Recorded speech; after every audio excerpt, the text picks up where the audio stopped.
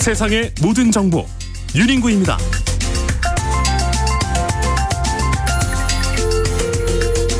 안녕하십니까, 윤인구입니다. 점심 맛있게 드시고 계시죠? 미국과 이란이 마침내 종전 합의문에 공식 서명했습니다. 전 세계를 긴장시켰던 중동 위기, 이게 정말 끝난 걸까요? 이제 기름값은 어떻게 될까요? 경제인사이트 픽 코너에서 자세히 알아보겠습니다. 정치권은 오늘도 시끄럽네요. 국민의힘은 당권 갈등이 격화되고 있고 민주당도 전당대회를 앞두고 신경전이 뜨겁습니다.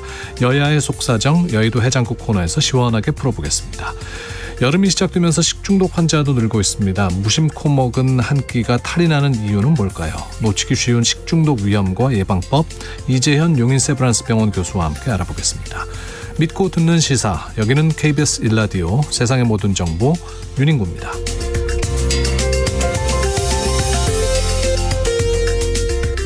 오늘도 갓생 품격 있게 여러분과 함께하겠습니다. 오늘은 유엔이 정한 국제 혐오 표현 반대의 날인데요.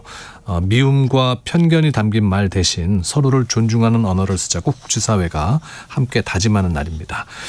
우리 옛말에 말 한마디로 천냥빚도 갚는다라고 하지 않습니까? 상처 주는 말보다 서로를 살리는 따뜻한 말, 우리 일상에 더 많아졌으면 좋겠어요.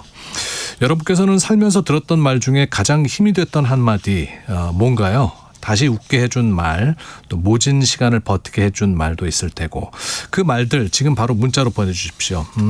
저 같은 경우에는 저 보시는 분들 중에 팬이에요. 방송 잘 듣고 있습니다. 잘생겼어요. 네, 이런 말들 저 좋아합니다. 네. 자, 여러분은 어떤 말이 기분이 좋아지시는지 문자 기다리겠습니다. 샵 9730, 샵 9730으로 보내주시고요. 짧은 문자는 50원, 긴 문자는 100원, 콩으로 보내시면 무료입니다. 문자 중에 추첨해서 1등급 한우 국거리 200g, 작지만 뜨거운 열정으로 여러분의 입맛을 채워드리겠습니다. 6월 18일 목요일 KBS 1라디오 세상의 모든 정보 윤인구입니다. 출발합니다. 듣는 것만으로도 앞서갑니다. 오늘 경제 뉴스의 핵심, 경제 인사이트 픽.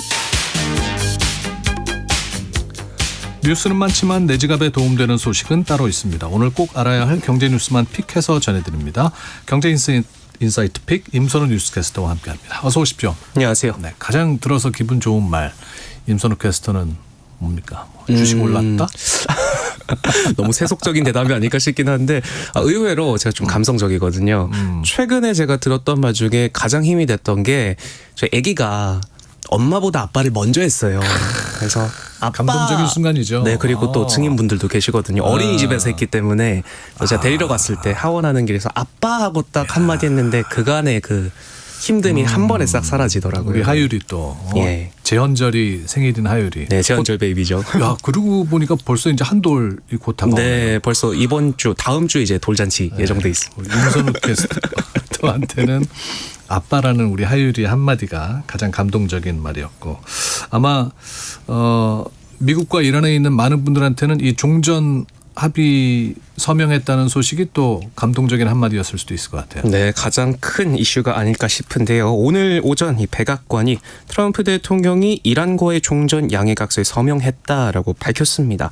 그러면 이제 스위스 가서 서명하는 거는 아닌가 보죠? 이제 최종 서명이 이루어졌으니까. 네, 짚어주신 것처럼 이제 당초 이번 주말에 스위스에서 만남을 갖고 대면 서명을 진행할 예정이었는데 호르무즈 해협 개방을 앞당기기 위해서 한 발 빠르게 움직인 걸로 전해집니다. 또 이란 측도 서명을 하면서 양측 합의가 즉각적으로 효력을 발휘하게 됐고요.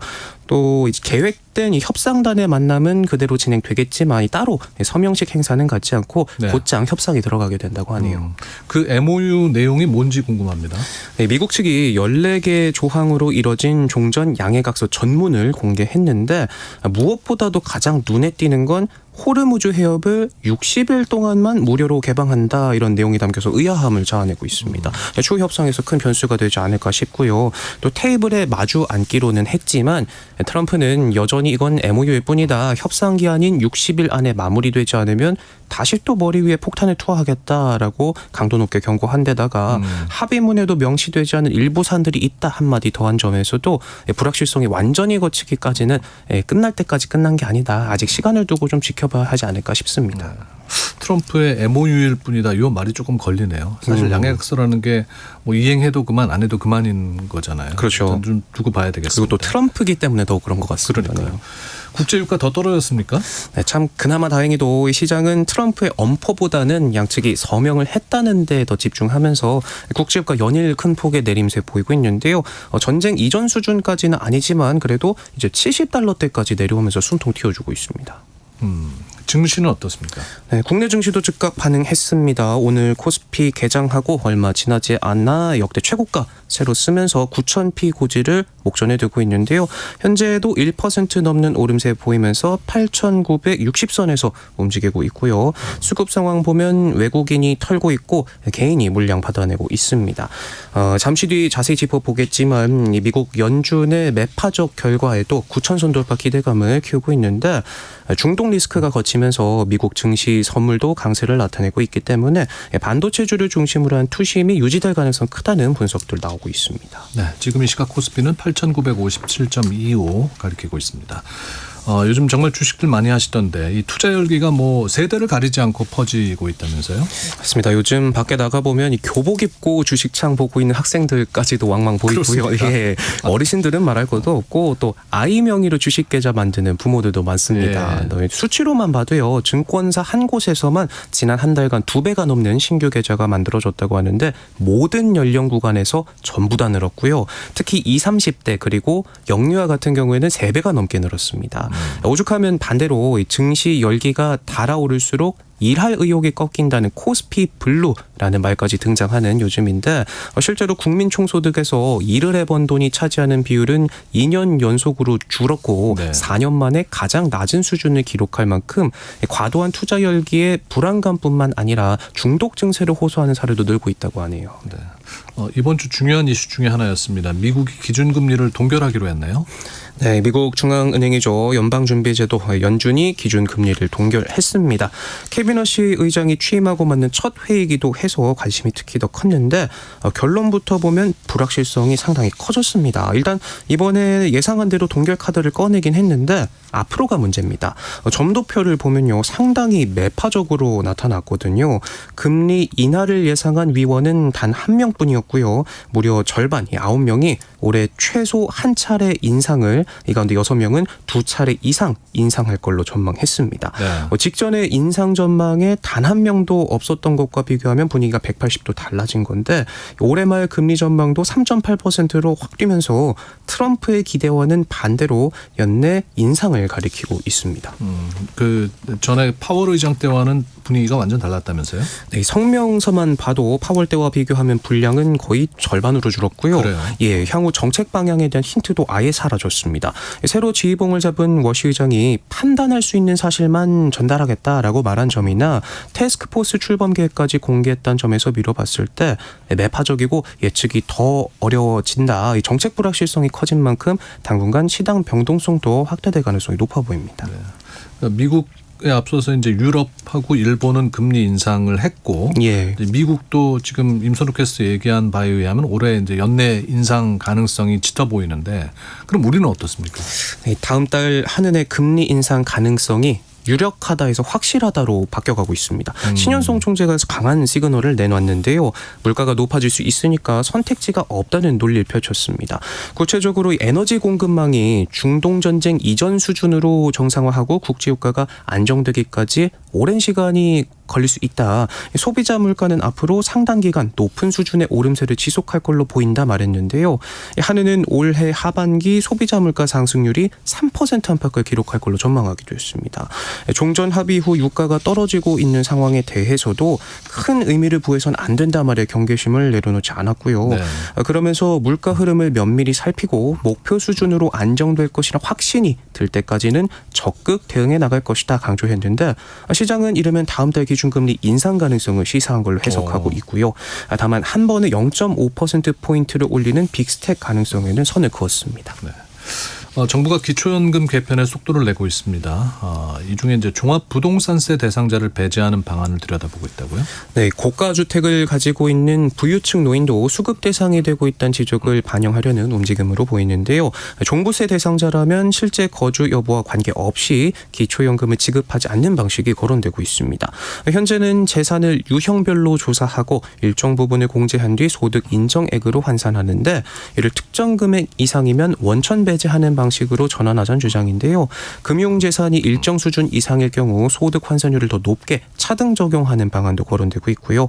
이렇게 부유층 노인을 수급 대상에서 제외하는 대신에 상대적으로 형편이 어려운 노인들에게 더 많은 지원을 해주겠다는 계획입니다. 서울시 대표 교통정책이죠. 기후동행카드 그리고 또 정부의 K패스가 하나로 합쳐진다는 소식이 나왔는데 국토부에서는 사실 무근이라고 반박합니다. 뭐가 맞습니까?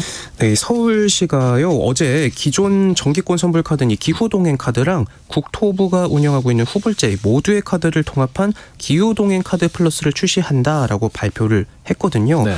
기존에 적용되던 혜택은 유지하면서 전국에서 쓸 수 있고 환급까지 가능해졌다라는 설명을 내놨는데 또 비슷한 기능의 두 카드를 통합해서 시민 혼란을 줄였다 이런 평가도 내놨습니다. 그런데 서울시가 발표를 한 직후에 국토부는 사실 무근이다 반박 자료를 냈는데요. 어떻게 이럴 수가 있는 거죠? 예, 합의되지 않은 내용을 확정적으로 발표했다. 독단적이다. 유감스럽다. 이렇게 밝혔습니다. 곧장 혼란스럽다는 반응들이 쏟아져 나왔고 서울시는 견해차가 있었다면 충분히 협의하겠다 물러서긴 했는데 양측은 사실 집값부터 삼성역 철근 누락 문제까지 이슈마다 번번이 맞붙고 있거든요. 기관들 간 싸움에 시민들만 피해를 보는 건 아닌지 모르겠습니다. 그러게요. 좀 씁쓸하네요. 자, 경제인사이트픽 임선우 뉴스캐스터와 함께했습니다. 소식 고맙습니다. 고맙습니다. 자, 오늘 유엔이 정한 국제 혐오 표현 반대의 날이라고 말씀드렸습니다. 서로를 미워하는 말 대신 서로를 존중하는 말을 쓰자는 의미인데요. 그래서 애청자 여러분께 힘이 됐던 말이 무엇인지 여쭤봤습니다. 최재준님께서 저는요 요 시간 세상의 모든 정보 윤인구입니다.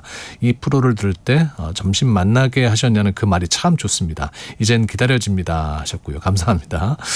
0109님께서는 그 어떤 말보다 아이들이 아침마다 안아주며 사랑해요 해주는 게 최고네요 하셨고요. 2021님께서는 당신을 만난 것이 내 인생 최고의 영광이야 수고하세요 하시면서 또 응원 문자 보내주셨습니다. 0622님 듣기 좋은 말요. 저는 윤인구보다 훨 잘생겼다라는 말이 듣기 좋더만요. 네, 그 말씀 많이 들으시길 바라겠습니다. 4927님께서는 오늘 하루 힘들었을 텐데 수고 많았어요. 이 말은 그 어떤 말보다 피로에 지친 나 자신에게 비타민이 되어서 미소 짓게 합니다. 수고하세요 하시면서 또 힘을 주셨습니다. 문자 보내주신 모든 분들께 감사드리고요. 세상의 모든 정보 윤인구입니다. 듣고 계신 시각 12시 33분 향하고 있습니다. 교통정보 듣고 오겠습니다. 점심시간에 접어들면서 오전 정체는 빠르게 풀려가고 있지만 곳곳으로 돌발 구간이 많습니다. 익산 장수고속도로 장수 쪽으로 완주 부근 2차로에서는 사고가 났고요. 경부고속도로 서울 방면으로 양산 부근에서도 사고가 나면서 2, 3, 4차로를 막고 처리하고 있습니다. 이 일대 4km 구간에서 속도 많이 떨어져 지납니다. 반대 부산 쪽으로 오산에서 남사 진위 사이로는 작업 여파받아 정체되고 더 가서는 천안 호도 휴게소에서 옥산 하이패스 요금소 사이로 속도 줄여 지납니다. 그 후로도 금강 일대로 작업 여파받아 더디게 지납니다. 제2경인고속도로 인천 쪽으로 남동나들목 진출램프 2차로에서도 사고를 처리하고 있어서 부근으로 차량들 서행합니다. 서울시내 올림픽대로 하남 쪽으로 가양대교 부근 3차로에는 고장난 차가 서 있는데요. 뒤로 방화대교부터 정체입니다. KBS 교통정보센터에서 김민희였습니다. KBS 1라디오 세상의 모든 정보 윤인구입니다. 바람처럼 왔다가 이슬처럼 갈 순 없잖아. 내가 산 흙덩이를 남겨둬야지. 꽉 잡히는 진짜 경제. 팩트는 숫자다. 아무도 없이 사라져도 복잡한 세상 쏟아지는 통계 속에서 숫자가 담고 있는 사실을 날카롭게 짚어봅니다. 뉴스에 나오는 통계 이면을 들여다보는 시간 팩트는 숫자다. KBS 박대기 기자 송수진 기자와 함께합니다. 어서 오십시오. 네, 안녕하십니까. 안녕하세요. 우리 박 박 기자님은 또 다 함께 차차차 코너에서 보고 또 오늘 또 이렇게 보고 자주 보니까 좋습니다. 아, 예. 저 땜빵 전문이라서 여기저기 빌려다니고 있습니다. 그런 거 아니에요. 어렵게 모셨습니다. 아, 예. 땜빵 기자 아니고요. 네. 기자 중에 기자입니다. 박대기 기자는. 감사합니다. 예, 아니, 왜냐하면 워낙 유명세가 있으니까 그렇죠. 사실 KBS 기자 중에 유명한 기자를 찾기가 좀 어려운데 네. 그 어려운 걸 그렇습니다. 했습니다. 예. 네, 우리 박대기 기자님 오늘 함께합니다. 첫 소식은 이제 청년 고용 문제에 대해서 좀 이야기 나눠보려고 하는데요. 최근 고용 지표 보면은 청년들 참 힘들다고 하더라고요. 네. 근데 경제 성장은 1분기가 이제 50년 만에 최고라고 나왔던데 왜 힘들다고 하는 겁니까? 네, 말씀하신 것처럼 그렇게 너무 성장이 빗나다 보니까 오히려 더 아픔이 큰 그런 상황입니다. 1분기에 우리나라 경제의 명목 GDP가 직전 분기보다 무려 10.5%나 늘었거든요. 예. 10% 늘어난 거니까 뭐 숫자만 봐도 아시겠지만 1976년 그러니까 제가 태어나기도 이전부터 50년 만에 두 자릿수 증가율을 기록한 건 처음이라고 합니다. 그런 거예요. 예. 그리고 뭐 지난달 반도체 수출 같은 경우에도 다 아시겠지만 169% 전년 대비해서 급증을 했거든요.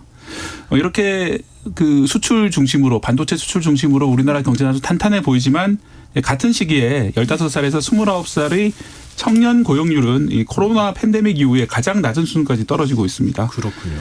숫자상 경제는 역대급 호황인데 체감 특히 이제 청년 같은 경우에는 그 취업 같은 경우에는 체감이 한겨울인 이런 성장하고 일자리가 따로 놓는 그런 전형적인 모습이 나타나고 있는 그런 상황입니다. 네.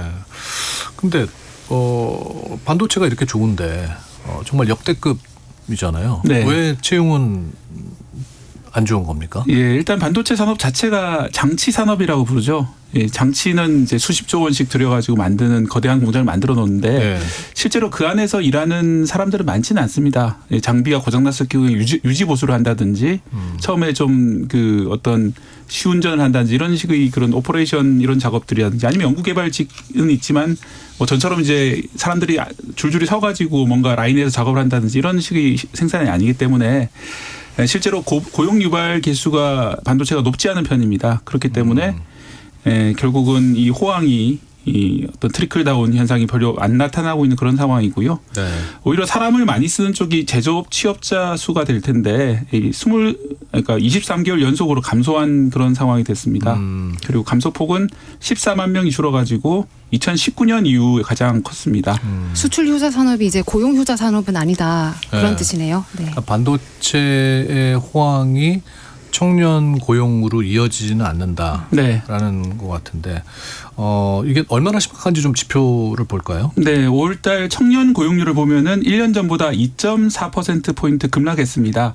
이 43.8%가 됐는데요. 예. 먼저 2.4%포인트가 문제입니다. 이게 5년 4개월 만에 가장 큰 수준이에요. 5년 4개월 전에 무슨 일이 있었냐 하면은 코로나 팬데믹이 있었습니다. 2021년 1월인데요. 그때 뭐 다들 아시겠지만은 뭐 출근도 하기 힘들고 그래서 직장이 많이 없었는데 그때 이후로 가장 클 정도로 청년 고용률이 감소를 했습니다. 그리고 청년 취업자 수가 19만 4천 명 줄어가지고 42개월 연속으로 감소를 했거든요. 이러다 보니까 구직을 아예 포기한 쉬었음 청년이라 부르죠. 이분들이 244만 명까지 불어난 그런 상황입니다. 네. 궁금합니다. 이게 모든 세대에 공통된 현상인지 고용이 줄어든 게 아니면 유독 청년 세대만 한정돼서 이런 현상이 나타나는 건지요? 네, 좀 더 안타까운 점은 청년 빼놓고는 나머지는 그렇게까지 심각한 상황은 아닙니다. 그래요? 예, 30대 같은 경우에는 이 고용률이 81.2%, 40대도 80.7%, 50대 경우에도 퇴직하신 분들도 있지만 78.5% 고용률을 나타내고 있기 때문에 뭐 예전하고 그대로 수준이거나 약간 오르거나 한 수준인데 유독 15세에서 29세 사이만 큰 폭으로 떨어진 그런 상황입니다. 네. 게다가 청년의 경제활동 참가율을 따로 조사를 해보면 47.2%인데 60살 이상보다 낮아졌습니다. 60살 이상의 경제활동 참가율이 49%거든요. 예. 이렇게 역전된 거는 제가 이제 기사들을 보면은 통계 작성 이후에 처음 있는 일이라고 합니다. 그러니까 20대가 60대보다 경제활동 참가율이 더 낮은 일인데 네. 언뜻 생각해도 20대는 물론 공부하시는 분도 많이 있지만은 이제 사회생활 시작하신 분들 많을 텐데 60대보다도 경제활동률이 낮은 거니까 상당히 좀 심각한 그런 상황인 거죠. 네. 근데 또 한 가지 걱정은 이제 일자리의 양도 그렇지만은 질적인 부분입니다. 최근 고용 지표 중에 안정적인 정규직을 이제 의미하는 상용직 지표에도 경고등이 켜졌다면서요? 네, 그렇습니다. 상용직은 말씀하신 대로 1년 이상 안정적으로 일하는 정규직에 가까운 일자리를 가리키는데요. 예. 이 상용 근로자가 1,674만 명으로 1년 전보다 7,000명 줄었는데 이 폭 자체는 작게 줄었습니다. 하지만 이 외환위기 당시인 1999년 12월 이후에 처음으로 감소를 했거든요. 이 폭이 작긴 하지만은 처음으로 감소했다. 이 점이 좀 놀라운 점이고요. 네. 그렇죠. 예. 그리고 이제 코로나 때도 이런 그 상용 근로자 일자리 숫자 자체는 늘어났기 때문에 예. 그냥 한파가 아니라 좀 구조가 좀 흔들리는 게 아니냐 이런 얘기도 나오고 있는 상황입니다. 요즘 그런 말 많이 하잖아요. 이제 인공지능이 좀 일상화되면서 이 AI가 청년들의 일자리를 빼앗아가고 있는 거 아닌가. 네. 예. 예, 아무래도 좀 그런 영향이 있어 보이는데 일단 정부에서는 정확한 인과관계를 확인한 그런 상황은 아니라고 지금 밝히고 있습니다. 네. 하지만 여러 가지 정황상 AI가 결국 영향을 준 게 아니냐 이런 생각이 드는데요. 특히 20대 상용직 가운데 정보통신업에서 5만 7천 명 일자리가 줄었거든요. 그래서 제조업보다는 정보통신업에서 많이 줄었다는 거는 사실 지금 AI가 제일 잘하는 게 코딩이잖아요. 프로그램 개발. 예전에는 우리나라 이제 IT 기업들에서 막대한 수의 코딩하는 그런 컴퓨터공학 전공한 사람들을 뽑았기 때문에 지난 몇 년 동안 우리나라 공대에서 컴퓨터공학이 엄청나게 인기였거든요. 네. 제일 인기 있는 학과였는데 갑자기 채용이 줄고 있는 것 같습니다. 저도 이제 현장에서 그 청년들 만나보면은 컴퓨터공학과 졸업해서 취업할 일자리가 많이 줄어가지고 네. 전공을 바꿔야 되나 이런 얘기들을 하고 있는 상황이고요. 저도 그 아는 사람 중에 애플에서 일하는 사람이 있는데 미국 네. 애플에서 일하는 사람이 있는데 그쪽에서는 컴퓨터공학 전공한 사람보다 차라리 언어학 전공한 사람들이 더 우대를 받는다고 해요. 그래요? 네, 왜냐하면은 그 인공지능 라지 랭귀지 모델 같은 경우에는 언어학하고도 인문학하고도 상당히 관계가 있거든요. 인문학 가운데 언어학하고 관계가 있기 때문에 컴퓨터 공학을 단순히 전공만 해서는 바로 써먹기는 힘들다. 왜냐하면 네. 코딩 자체는 AI가 다 하기 때문에 그래서 좀 더 본질적인 공부를 하려면은 언어를 공부한다든지 아니면 컴퓨터공학 중에서도 뭐 데이터베이스 관련된 아주 심오한 걸 공부를 해야지 써먹을 수 있지만 단순 개발 자체는 일자리가 많이 줄고 있는 그런 상황인 것 같습니다. 그러니까 변화의 속도가 너무 빨라서 이 인공지능 AI에 좀 이 위축이 되는 직군들이 굉장히 많은 것 같아요. 당장 우리가 하고 있는 뭐 기사를 작성하는 일이나 네. 방송을 하는 일도 위협을 받고 있는 건 분명하잖아요. 일선 취재 현장에서 일하는 기자로서는 어떻게 체감하고 계십니까? 네, 당장 뭐 AI 앵커 도입하는 곳들이 지역방송국입니다만 좀 나타나고 있는 상황이고요. 또 보도국에서도 인공지능을 써서 기사를 써야 되는 거 아니냐 이런 논의들이 많이 나오고 있는 상황이거든요. 네. 물론 사실은 어떤 기사를 쓴다든지 가치 판단을 한다든지 이건 인간의 영역이기 때문에 기계가 해서는 안 된다 이런 것들이 어떻게 보면은 윤리적으로는 타당한 얘기죠. 네. 하지만 하지만 워낙 AI들이 발달을 했고 속도도 빠르기 때문에 최근에 뭐 JTBC 사건 같은 걸 보셔서 아시겠지만은 이 언론 산업이 그렇게 돈이 안 되는 산업이라고 많이 알려져 있잖아요. 그러다 보니까 비용을 더 절감하기 위해서 그런 식의 장치들을 많이 도입하려고 시도를 하고 있는 그런 상황입니다. 그래서 기자들 사이에서는 AI가 못하는 거를 기자들이 빨리 찾아내서 거기에서 경쟁력을 좀 확보를 해야 한다. 찾았습니까? 그런 저는 지금 살짝 찾은 것 같은 느낌이 드는 게 단독 기사, 특종 기사 많이 발굴해야 될 것 같아요. 왜냐하면 웬만한 분석이나 뭐 데이터를 통해서 경향을 읽는 거는 AI들이 잘 하거든요. 네. 그렇겠네요. 네, 그런데 한 어떤 뭐 가령 예를 들어서 뭐 출입처에서 내부적으로 어떤 일들이 오가는지 정책적인 측면에서 어떤 변화가 있을지 이런 새로운 경향이나 흐름들은 AI가 모르거든요. 왜냐하면 AI가 접근할 수 없으니까 내부망으로는요. 예. 그래서 그런 단독, 특종 이런 걸 좀 더 잘 기자들이 발굴할 수 있는 방법을 자신만의 노하우를 좀 챙겨가야 되는 거 아닌가 그런 생각들 많이 좀 하게 되더라고요. 송수진 기자. 저희 송수진 기자 워낙 단독 기자라서 그렇게 말씀을 잘 하시는데요. 진짜 단독 많이 한다면서요? 예, 그렇습니다. 와.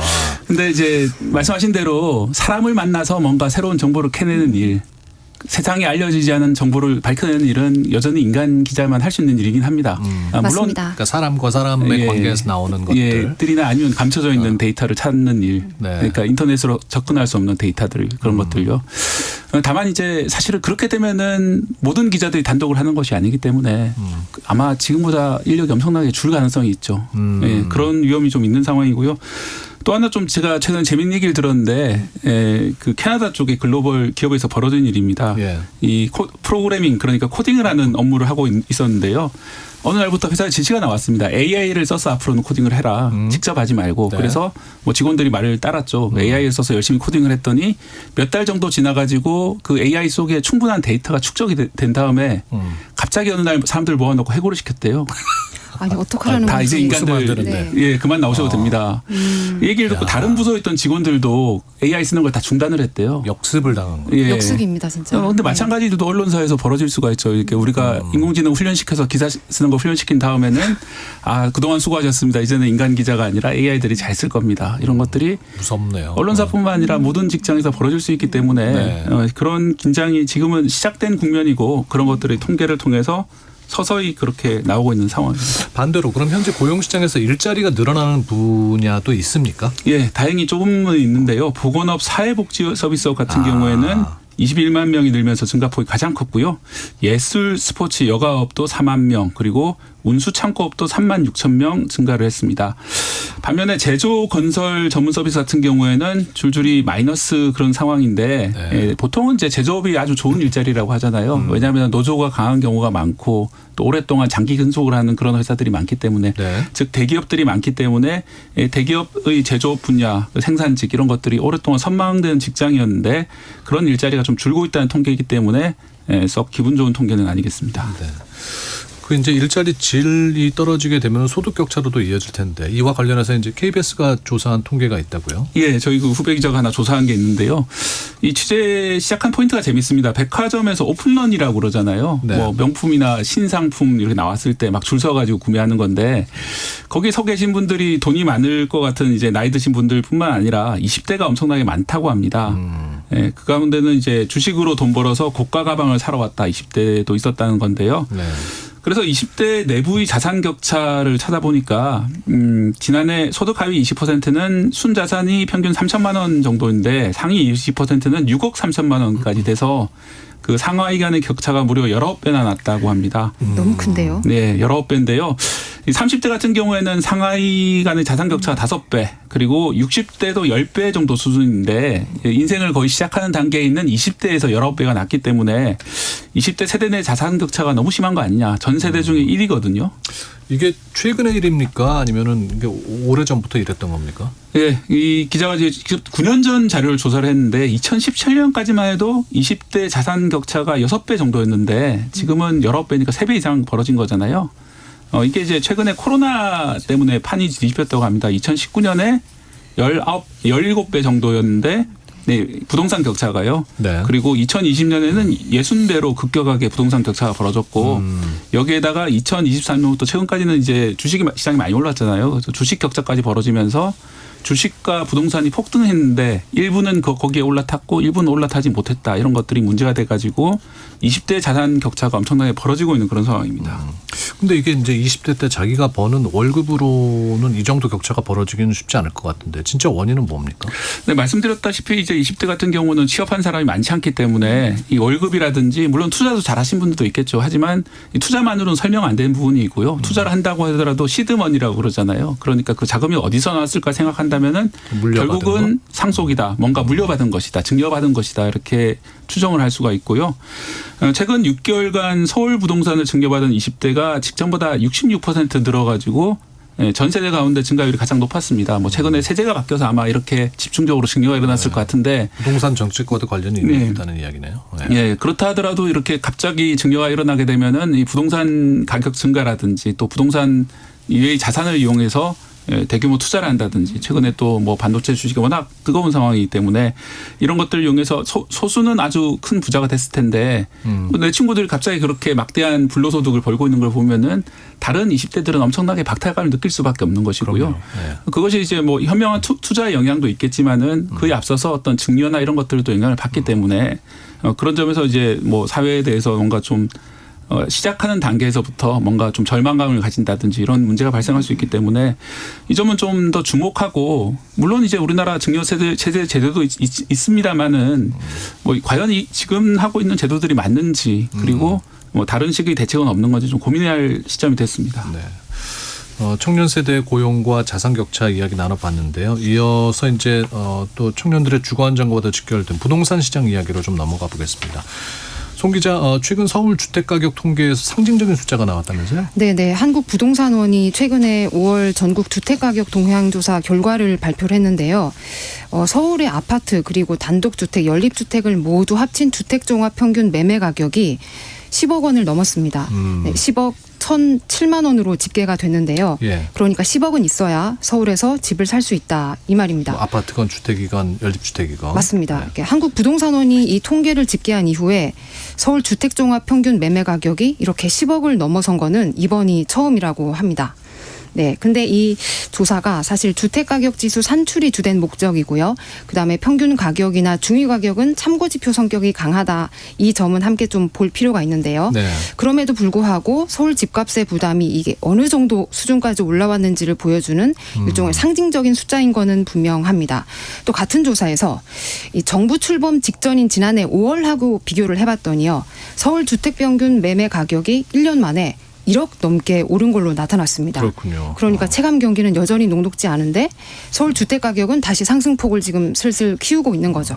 어떻습니까? 이제 상승세를 주도하는 거는 주로 아파트 가격이겠죠? 네네, 주로 아파트였습니다. 지난달 기준 서울 아파트 평균 매매 가격이요 13억 3천만 원 정도로 집계가 됐습니다. 근데 이게 한 달 전과 비교를 해보니까 월간 상승률이 1%를 넘었습니다. 1.06%로 나왔는데요. 이게 1%니까 작겠지 생각할 수는 없는 게 13억이면 1%면 1,400만 원이거든요. 근데 한 달에 1,400만 원 집값이 오른 겁니다. 그러니까 우리 월급 모아가지고는 따라잡기에 이 속도가 너무 빠른 거죠. 그래서 서울 아파트 값이 월간 기준 1%대 상승률을 기록한 것 역시 올해 1월 이후에 4개월 만입니다. 네. 그러니까 아파트뿐만 아니라 또 단독주택, 연립주택도 함께 올랐는데요. 서울 단독주택 평균 매매 가격이 12억 3천만 원대였고요. 연립주택은 3억 7천만 원 정도로 나타났습니다. 그러니까 특정 고가주택이 평균을 끌어올린 거 아니야? 이렇게 의문 가지실 수 있는데요. 네. 그래서 함께 봐야 하는 게 이게 지표가 중위 가격입니다. 중위 가격이란 건 어떤 의미인가요? 그러니까 주택을 그 가격 기준으로 한 줄로 쭉 세웠을 때 정확히 가운데 있는 가격인데요. 평균보다 이 초고가 주택의 영향을 덜 받는 지표죠. 그렇군요. 그래서 서울 아파트 중위 매매 가격도 그런데 10억을 넘었습니다. 예. 10억 2,200만 원으로 나타났습니다. 그러니까 평균으로 봐도 또 중간값을 봐도 서울 아파트 가격이 10억 원대에 올라선 거죠. 네. 이게 네. 특히 이제 뭐 사실 강남 아파트야 어떻게 보면 그들만의 세계라고 볼 수도 있는데 네. 중위 가격이 올라갔다는 점이 상당히 문제가 되는 것 같아요. 왜냐하면은 네네. 서울의 중위 아파트는 그냥 서울에 있는 평범한 사람들도 충분히 꿈꿀 수 있는 그런 주택인데 그 가격이 올라갔다는 점이 좀 심상치 않은 그런 상황입니다. 맞습니다. 이게 초고가 아파트가 특정 전체 평균을 확 끌어올린 건 아니고요.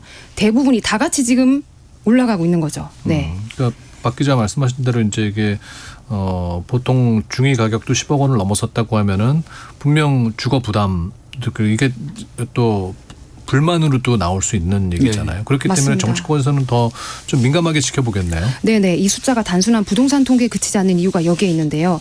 부동산 정책이 사실 이재명 정부의 가장 민감한 국정과제 중에 하나였거든요.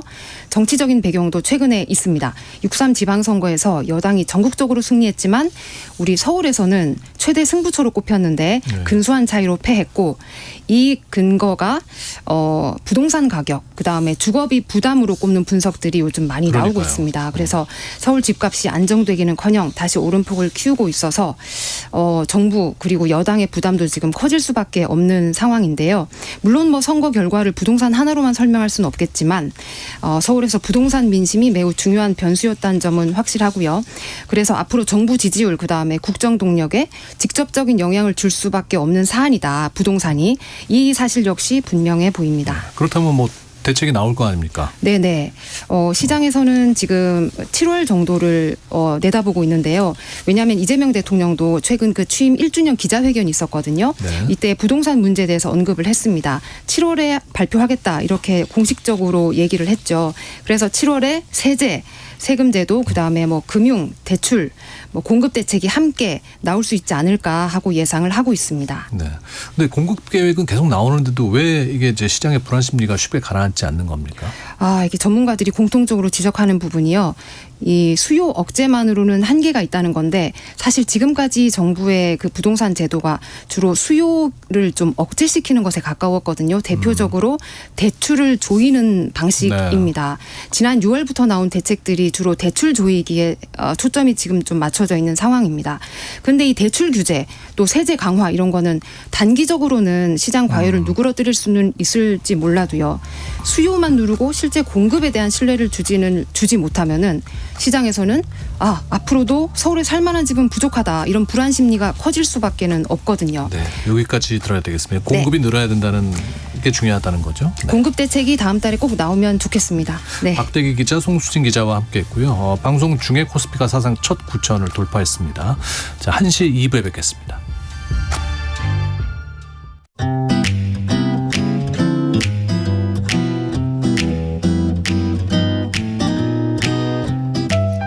안녕하세요. 바른말 고운말입니다. 우리 속담에 가난 구제는 임금도 못한다라는 말이 있습니다. 이것은 남의 가난한 살림을 도와주기란 끝이 없는 일이어서 나라의 힘으로도 개인의 가난을 구제하지 못한다는 말이죠. 이 속담에 나오는 임금이란 말을 달리 표현해서 나라의 임자라는 뜻으로 나라님 또는 사이시옷을 써서 나란님이라고 할 때가 있습니다. 그렇다면 이때는 사이시옷을 넣는 것이 맞을까요? 넣지 않는 것이 맞을까요? 이 경우에 님은 직위나 신분을 나타내는 일부 명사 뒤에 붙어 높임의 뜻을 더하는 전미사입니다. 따라서 사이시옷을 받쳐서 적을 수 없고 사이시옷이 없는 나란님이 맞는 표기 형태입니다. 우리말에서 님은 전미사나 의존명사로 사용되고 있습니다. 전미사로 쓰일 때는 나란님의 경우처럼 높임의 뜻을 더해서 회장님, 원장님처럼 쓸 수 있습니다. 또 달님, 별님처럼 사람이 아닌 일부 명사 뒤에 붙어서 그 대상을 인격화하여 높임의 뜻을 더하기도 하고 또 예수님, 공자님, 부처님과 같이 예성인이나 신격화된 인물의 이름 뒤에 붙어서 그 대상을 높이고 존경의 뜻을 더하기도 합니다. 반면에 의존명사로 쓰일 때는 홍길동님처럼 사람의 성이나 이름 다음에 쓰여서 그 사람을 높여 이르는 말로 씨보다 높임의 뜻을 나타냅니다. 의존명사기 때문에 전미사와는 달리 앞팻말과 띄어서 쓴다는 점도 함께 알아두시면 좋겠습니다. 지금까지 바른말 고운말 아나운서 국혜정이었습니다.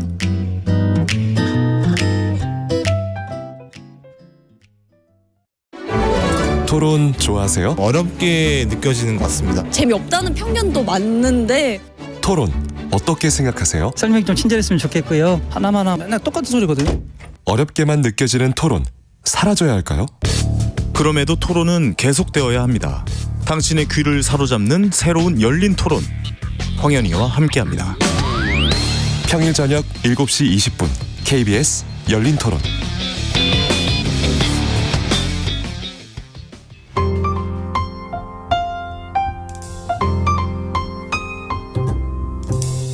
어떤 하루 보내고 계신가요? 눈코 뜰 새 없이 바쁘게 지나가는 한 주. 따뜻한 시선으로 하루를 마무리합니다. 당신을 위한 지식 쉼터. 오늘 밤 일라디오. 월요일부터 금요일. 매일 밤 10시 5분에 시작합니다.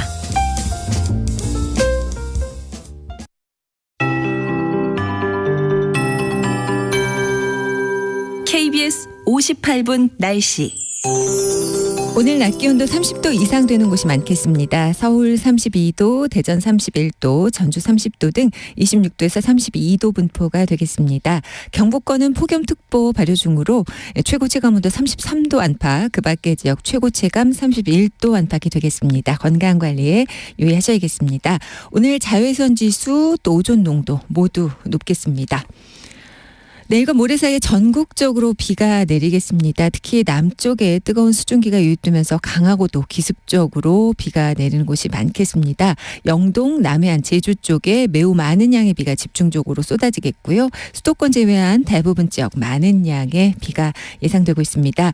서울 및 수도권, 강원 일부 내륙 5에서 30mm 정도, 그 밖에 내륙 곳곳으로 10에서 60mm의 비가 예상되고요. 영동은 50에서 120mm, 지리산 및 남해안, 제주 100에서 200mm 안팎의 많은 비가 쏟아지겠습니다. 특히 이들 지역은 시간당 30에서 50mm까지의 강도가 나올 걸로 보입니다. 피해 없도록 각별한 주의가 필요하겠습니다.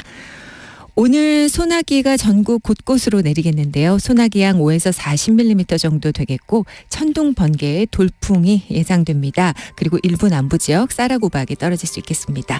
현재 서울의 기온 30.9도입니다. 강혜종입니다.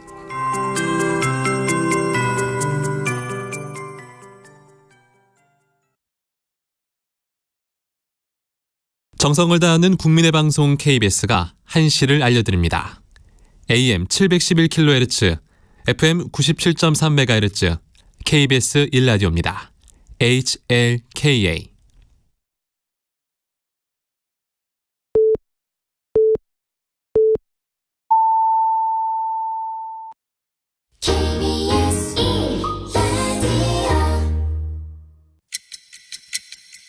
듣는 것만으로도 앞서갑니다.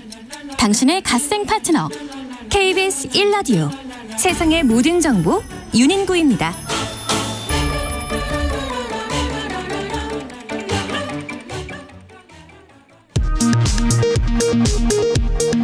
이 시각 라디오 정보센터 뉴스입니다. 프랑스 G7 정상회의 참석을 마치고 귀국길에 오른 이재명 대통령은 유럽 순방 성과가 국민 체감으로 이어지도록 하겠다고 밝혔습니다. 또 트럼프 대통령의 굴프 제안을 받았다며 한미 관계는 단단하고 영원하다고 말했습니다. 투표용지 부족 사태로 물러난 노태악 당시 선거관리위원장이 재임 중 해외 출장을 모두 부부 동반으로 다녀온 것으로 확인됐습니다. 신도들을 국민의힘 당원으로 집단 가입시킨 혐의를 받는 신천지 전직 간부 3명이 모두 구속됐습니다. 윤석열 전 대통령 관저 이전 관련 감사를 부실하게 한 혐의를 받는 감사원 간부에 대한 구속 여부가 이르면 오늘 결정됩니다. 앞으로 의료용 마약류를 불법으로 유출하면 이름이 대중에 공개되고 무거운 과징금 처분을 받게 됩니다. 지금까지 라디오 정보센터 뉴스 정원나였습니다.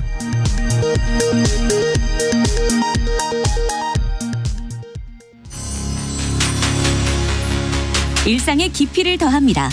당신을 위한 프리미엄 인사이트. KBS 1라디오, 세상의 모든 정보 윤인구입니다.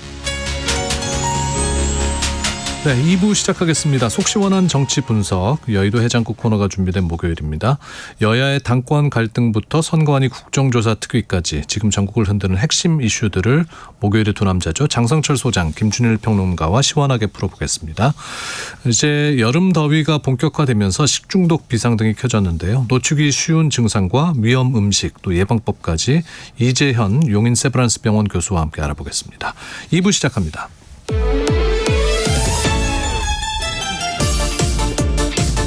오늘 정치 뉴스에 속 뒤집힌 분들 다 오세요. 맑은 국물로 풀어드립니다. 여의도 해장국. 매일매일 쏟아지는 정치 뉴스로 속이 답답한 분들을 위해 준비했습니다. 정치로 제한속, 팩트로 풀어드리는 여의도 해장국, 장성철 공론센터 소장, 김준일 시사평론가와 함께합니다. 어서 오십시오. 안녕하세요. 네. 국민의힘 의원총회 원래는 오늘 열린다고 했었는데 어제 하루 앞당겨서 열렸네요.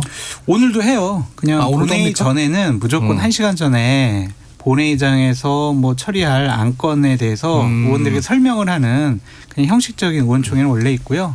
어제 했던 거는 이제 장동혁 대표에 대한 체제에 대한 뭐 판단을 어떻게 할 것인가, 그리고 재선거 문제를 어떻게 처리할 것인가, 그건데 한마디로 난장판이었죠. 그러니까 제일 상징적인 장면이 송석준 의원이 3선이거든요. 그래서 공개로 합시다라고 했는데 박준태 당대표 비서실장이 나가서 하세요. 나가서 하시라고요. 이거 있을 수 없는 일이거든요. 그 초선이죠. 초선 의원이 3선한테 그렇게 뭐 개별적인 헌법기관이라고 하지만 그래도 정치도 사람이 하는 거잖아요. 네. 기본적인 예의와 전례, 관례 이런 것들을 완전히 무시하고 선수도 높은데 저런 식으로 대응했다라는 것이 그만큼 장동혁 대표 측이 대단히 좀 몰리고 있다. 급하다. 몰리고 있다? 네.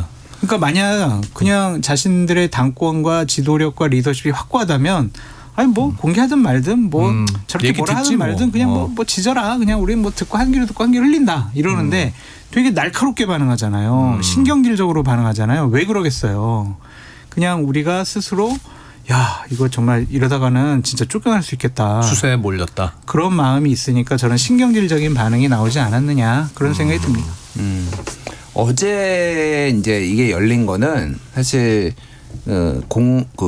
소송, 그러니까 선거 소청 때문에 열렸다고 보는 게 맞아요. 그러니까 왜냐하면은 투표용지 문제로 어제가 기한이었거든요. 선거를 연 다음에 14일 이내에 선거 소청을 할 수가 있어요. 그렇습니다. 넘어가면 안 되는데 6월 3일이 수요일이었으니까 어제까지 이제 해야 되는 거예요. 그러니까 어제 이제 열어가지고 이 문제를 몇 개를 할 것인가 게 정리를 했는데 거기에 장동혁 대표 거취까지 문제까지 나온 거고. 그러니까 어제 이제 발언을 장동혁 대표 물러나라고 발언하신 분들이 뭐 전통적으로 좀 많이 비판해왔던 분들, 뭐 권영진 의원도 있고 있는데 이제 윤한홍 의원도 있었고 박형수 의원도 있었고 박형수 의원은 이제 의성 뭐 이쪽 경북 쪽이거든요. 네. 윤한홍 의원은 경남이고 근데 원래 이제 친윤이었잖아요. 윤핵관으로 한때 불렸던 분들. 그러니까 전체적으로 장동혁 대표에 대한 비판적인 목소리가 일부 친한계나 아니면 대안과 미래 여기에서만 머문 게 아니라 더 많이 확산됐다. 하지만은 침묵하는 다수 50% 이상의 관망파가 있다. 이 정도로 보는 게 맞을 것 같아요. 관망파가 50%나 됐어요? 아니 왜냐하면 공개적으로 발언을 한 사람들이 한 뭐 10명 정도 되는 거잖아요. 거기에서 이제 박대출 의원이나 예를 들면 이진숙 의원이나 이런 분들은 이제 옹호를 장동혁 대표 물러나면 안 된다. 뭐 이렇게 강승규 의원이나 이런 분들은 그렇게 한 거고 공개적으로 이제 물러나야 된다라고 하는 사람이 한 10명, 뭐 8명, 10명 뭐 이 정도 되는 것 같아요. 그러면 이제 나머지는 발언을 안 한 거잖아요. 네. 그러니까 이거는 관망파가 있다라고 보는 게 맞을 것 같고 부정적인 기류는 확실히 늘었어요. 그렇죠. 그거는 뭐 부인할 수 없는데 그렇다고 내가 나서가지고 장동혁을 끌어내리지는 않겠다. 일단 상황을 보겠다. 근데 원래 국힘이 원래 이래요. 원래 아주 특별한 상황 아니면은 그 TK에 있는 분들이 뭐 이제 이름이 여러 가지가 있어요. 그러니까 뭐 언더찐윤이라고 옛날에 불리기도 하고 이런 분들은 그냥 막후에서 이렇게 조정하는 걸 좋아하지 나서가지고 막 목소리 내고 이런 거 안 좋아합니다. 그분들은. 그러니까 마냥 뭐 그렇게 험악스러운 분위기는 아니었나 보죠. 그러면? 아니 험악스러웠대요. 분위기가 하여튼 뭐 그만두라고 하고 장동혁 대표가 얼마나 험악스럽고 얘기를 듣기 싫었으면 중간에 그냥 자리 박차고 나가버렸겠어요. 그리고 김준일 평론가님은 그냥 50% 이렇게 얘기를 하셨지만 얘기 안 한 분들도 장동혁 대표가 좀 당대표로서 이제 자격이 없어 사퇴해야 되는 거 아니야? 그런 생각을 좀 갖고 있는 것 같아요. 제가 오늘 아침에 나경원 의원하고 인터뷰를 했는데 왜 침묵하셨냐? 침묵하는 중진 의원들은 다 장동혁 편이냐? 옹호하는 거냐? 그랬더니 그렇지는 않다고 그렇게 얘기를 하더라고요. 그래서 그냥 쭉 사퇴하라는 의견을 계속 쭉 듣고는 있고 여러 가지로 장동혁 대표가 당대표로서 좀 부족한 점이 많다. 그렇게 얘기를 하시더라고요. 아니 근데 그거를 이제 본인이 인식하고 있느냐죠. 그러면 어저께 의원총회를 통해서 장 대표님은 이제 뭐 나 사퇴한다? 아이 사퇴는 안 하는데 사퇴하면 진짜 정치 생명 끝이라고 생각할 거예요. 2028년도 총선에서 공천도 못 받을 거라고 생각할 겁니다. 그러니까 시간을 최대한 벌어야 내가 다음번에 당대표에 다시 한번 연임을 해서 어떻게 총선에서 셀프 공천도 하고 내 사람 챙기고 뭐 그럴 생각을 할 거는 같은데 생각을 해보세요. 의원들이 완전히 경멸 어린 눈빛으로 쳐다볼 겁니다. 그리고 뭘 얘기해도 콧방귀 낄 겁니다. 리더십 완전히 잃어버렸거든요. 저런 당대표 조강한, 김민수, 뭐 박준태 이런 사람들이 지킨다고 지켜집니까? 어제 침묵한 그런 분들은 장동혁 대표 체제를 옹호하는 것이 아니고 그냥 나가서 거의 대부분이 다 장동혁 사퇴해야 된다는 거잖아요. 거의 동조하는 거예요. 그렇게 보시면 될 거예요. 그러니까 장동혁 대표로서는 저는 얼마 남지 않았다. 좀 그런 생각이 좀 들더라고요. 네. 어떻게 보세요, 김 평론가는? 또 우리 장 소장님 또 철없는 소리 한다. 이렇게 이제 조광환 최고위원 같은 분들이 얘기하겠죠. 이제. 진짜 전화한다. 진짜 지금 조광환 최고한테. 네. 그러니까 뭐 다 하신 말씀이 맞고, 그러니까 사실 친장계라고 부를 수 있는 의원이 거의 없어요. 그러니까 의원들 중에서 장동혁이 정말 우리의 리더감이다. 우리가 생각하는 전략 자산이다. 뭐 이렇게 생각하는 분들은 사실상 없고, 그 박준태 비서실장하고 뭐 정의용 사무총장도 사실은 좀 기능적으로 하는 거고 본인이 맡은 위치에서 일을 하는 것뿐이지 정말로 친장동혁계냐 그렇게 보기도 어려워요. 그러니까 지금 원외에 있는 분들, 그러니까 김민수 최고위원, 뭐 이제 조광환 최고위원 이런 분들을 있다 보니까 이제 영이 안 쓰는 거죠. 그래서 뭐 맞는데 사퇴 안 할 거예요. 안 할 거라고 보기 때문에 이 내용이 장기화되고 결국은 장동혁한테 달린 게 아니라 김재원, 신동욱 이 최고위원 2명한테 달렸다. 최고위원 4명이 사퇴를 해야 지도부가 무너지는 건가요? 네. 선출직 최고위원 4명이 사퇴해야 되고 1명이 사퇴하면은 또 보궐선거 또 뽑을 수 있고 하기 때문에 4명이 한꺼번에 사퇴를 해야 되는데 신동욱 최고랑 김재원 최고가 눈치싸움 하는 것 같습니다. 서로 이제 누가 결정적인 이제 판단을 하는 것이냐. 네. 그러면은 그 결정적인 판단이라는 건 뭐예요? 왜 뭐 그러니까 이제 3명이 사퇴를 다 결심을 했어요. 그러니까 1명이 더 필요하잖아요. 네. 그러면은 1명이 사퇴하도록 많은 사람들이 또 설득도 하고 그러면은 뭔가 이익을 줘야 될 거 아니에요. 나는 직업이 지금 최고위원인데 나 직업 그만두라고 그러면 나는 어떻게 하냐. 절박한 분은 김재원 최고위원이네. 그렇죠. 그러니까 다음번에 공천 챙겨줄 테니까 이번에 사퇴해. 이렇게 어떤 정치적인 이익을 줘야 결심을 하겠죠. 근데 신동욱 최고위원도 약간 어제와는 오늘 오전에 좀 다른 뉘앙스로 주위 분들에게 얘기를 했다고 하더라고요. 많은 얘기 듣고 있다고. 그런 거 보면 신동욱 최고가 결심을 하게 되면 김재원 최고는 뭐 대세에 따른다고 했으니까 장동혁 대표 체제가 뭐 김준일 평론가님은 뭐 오래 갈 거라고 좀 얘기하시지만 금방 끝날 수도 있지 않을까 그런 생각이 듭니다. 그러니까 원래 임기는 이제 내년까지인 거죠. 내년 8월까지인 내년 거죠. 8월까지. 이렇게 대안도 없이 멀쩡한 장 대표 끌어내려고 하니까 지금 대안 없는 뭐 미래 이런 얘기가 나오는 겁니다. 장동혁 대표 해체해야 돼. 대안을 해체. 장동혁 대표 끌어내리면 대안은 있습니까? 이 정당이? 기본적으로 원내대표가 비대위원장을 하게 돼 있으니까요. 그 체제로 뭐 가면 되겠죠. 뭐 당분간 선거도 없기 때문에 내부 수리하면 됩니다. 국민의힘이 2021년에 국민의힘이 시작을 했잖아요. 그러면서 지금까지 당대표 4명, 비대위원장 8명. 자주 바뀌었죠. 예, 그래서 그냥 지도체제만 12명이고 소위 말하는 이제 권한대행까지 하면 20명이 넘어요. 5년 동안. 5년새. 그러니까 1년에 4명씩 이제 이게 당대표가 이제 권한대행하거나 비대위하거나 이런 겁니다. 이게 정상적인 정당이 아니에요. 아니, 물론 저는 장동혁 대표가 책임을 져야 된다라고 당연히 생각을 하고 본인이 그 당대표 선거할 때 그 뭐였죠? 그 지방선거 지면은 책임지겠다, 물러나겠다 해서 들었어요, 이렇게. 다 들었어요, 그때. 후보로 다 김문수 후보부터 다 들었거든요. 그랬었나요? 예. 맞아요.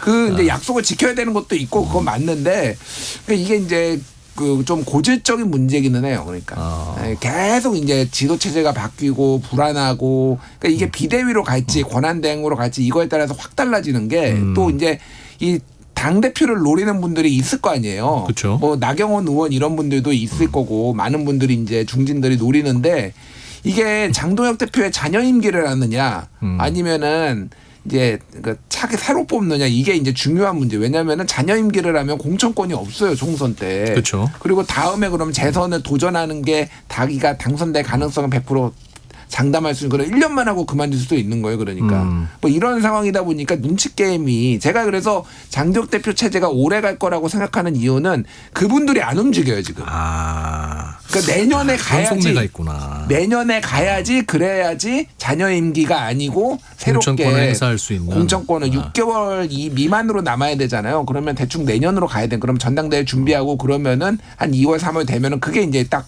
6개월 미만으로 떨어지는 거거든요. 그런 거예요, 장 소장님? 네. 저 말씀도 맞는데 일단 친윤들 핵심 주류들 뭐 영남권 의원들도 이제 장동혁 대표 진짜 창피하다. 그런 생각을 좀 갖고 있어서 그냥 비대위 체제로 내년 2월 3월까지 좀 갔다가 네. 그때 전당대회 열어도 되겠다. 그런 안도 검토하고 있는 것으로 들었습니다. 이 와중에 왜 홍준표 전 시장은 또 장동혁 대표를 엄호하는 한동훈에 모양새입니까? 대한 뭐 반발심이 아닌가. 한동훈 정말 싫어하거든요. 홍준표 전 대표가. 네, 네.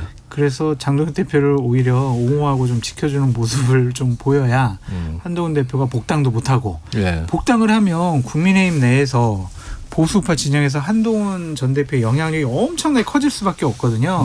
그 꼴은 내가 못 보겠다. 한동훈이 복당하는 꼴은 못 보겠다. 그런 차원에서 장동혁 대표를 좀 옹호한 것이 아닌가. 또 뭐라고 하시겠네.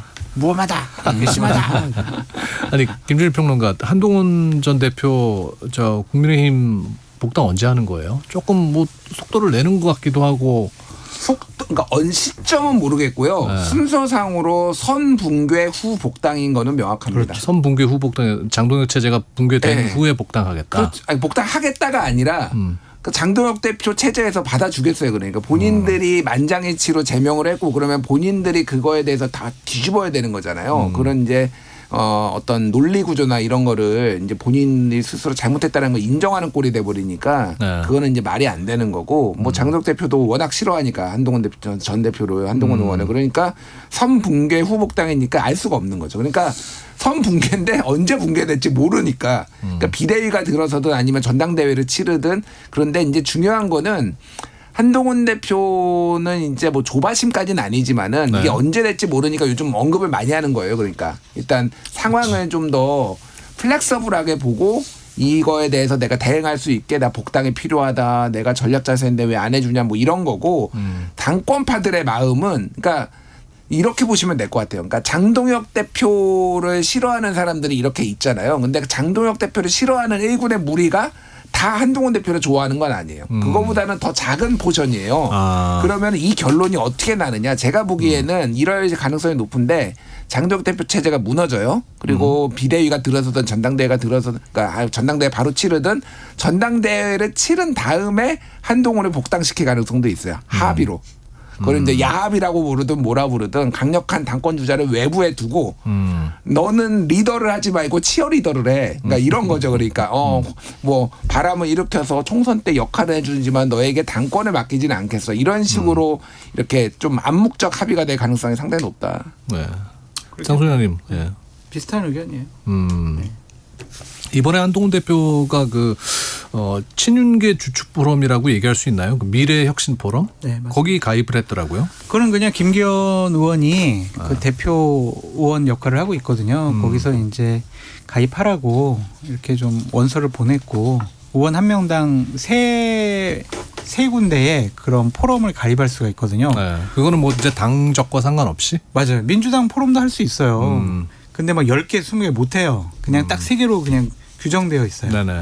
그래서 그냥 거기에 참여를 하는 것이 내가 또 이렇게 정치적으로 좋게 해석될 수 있는 친윤계들과도 사이좋게 지낼 수 있는 신호를 줄 수 있지 않을까.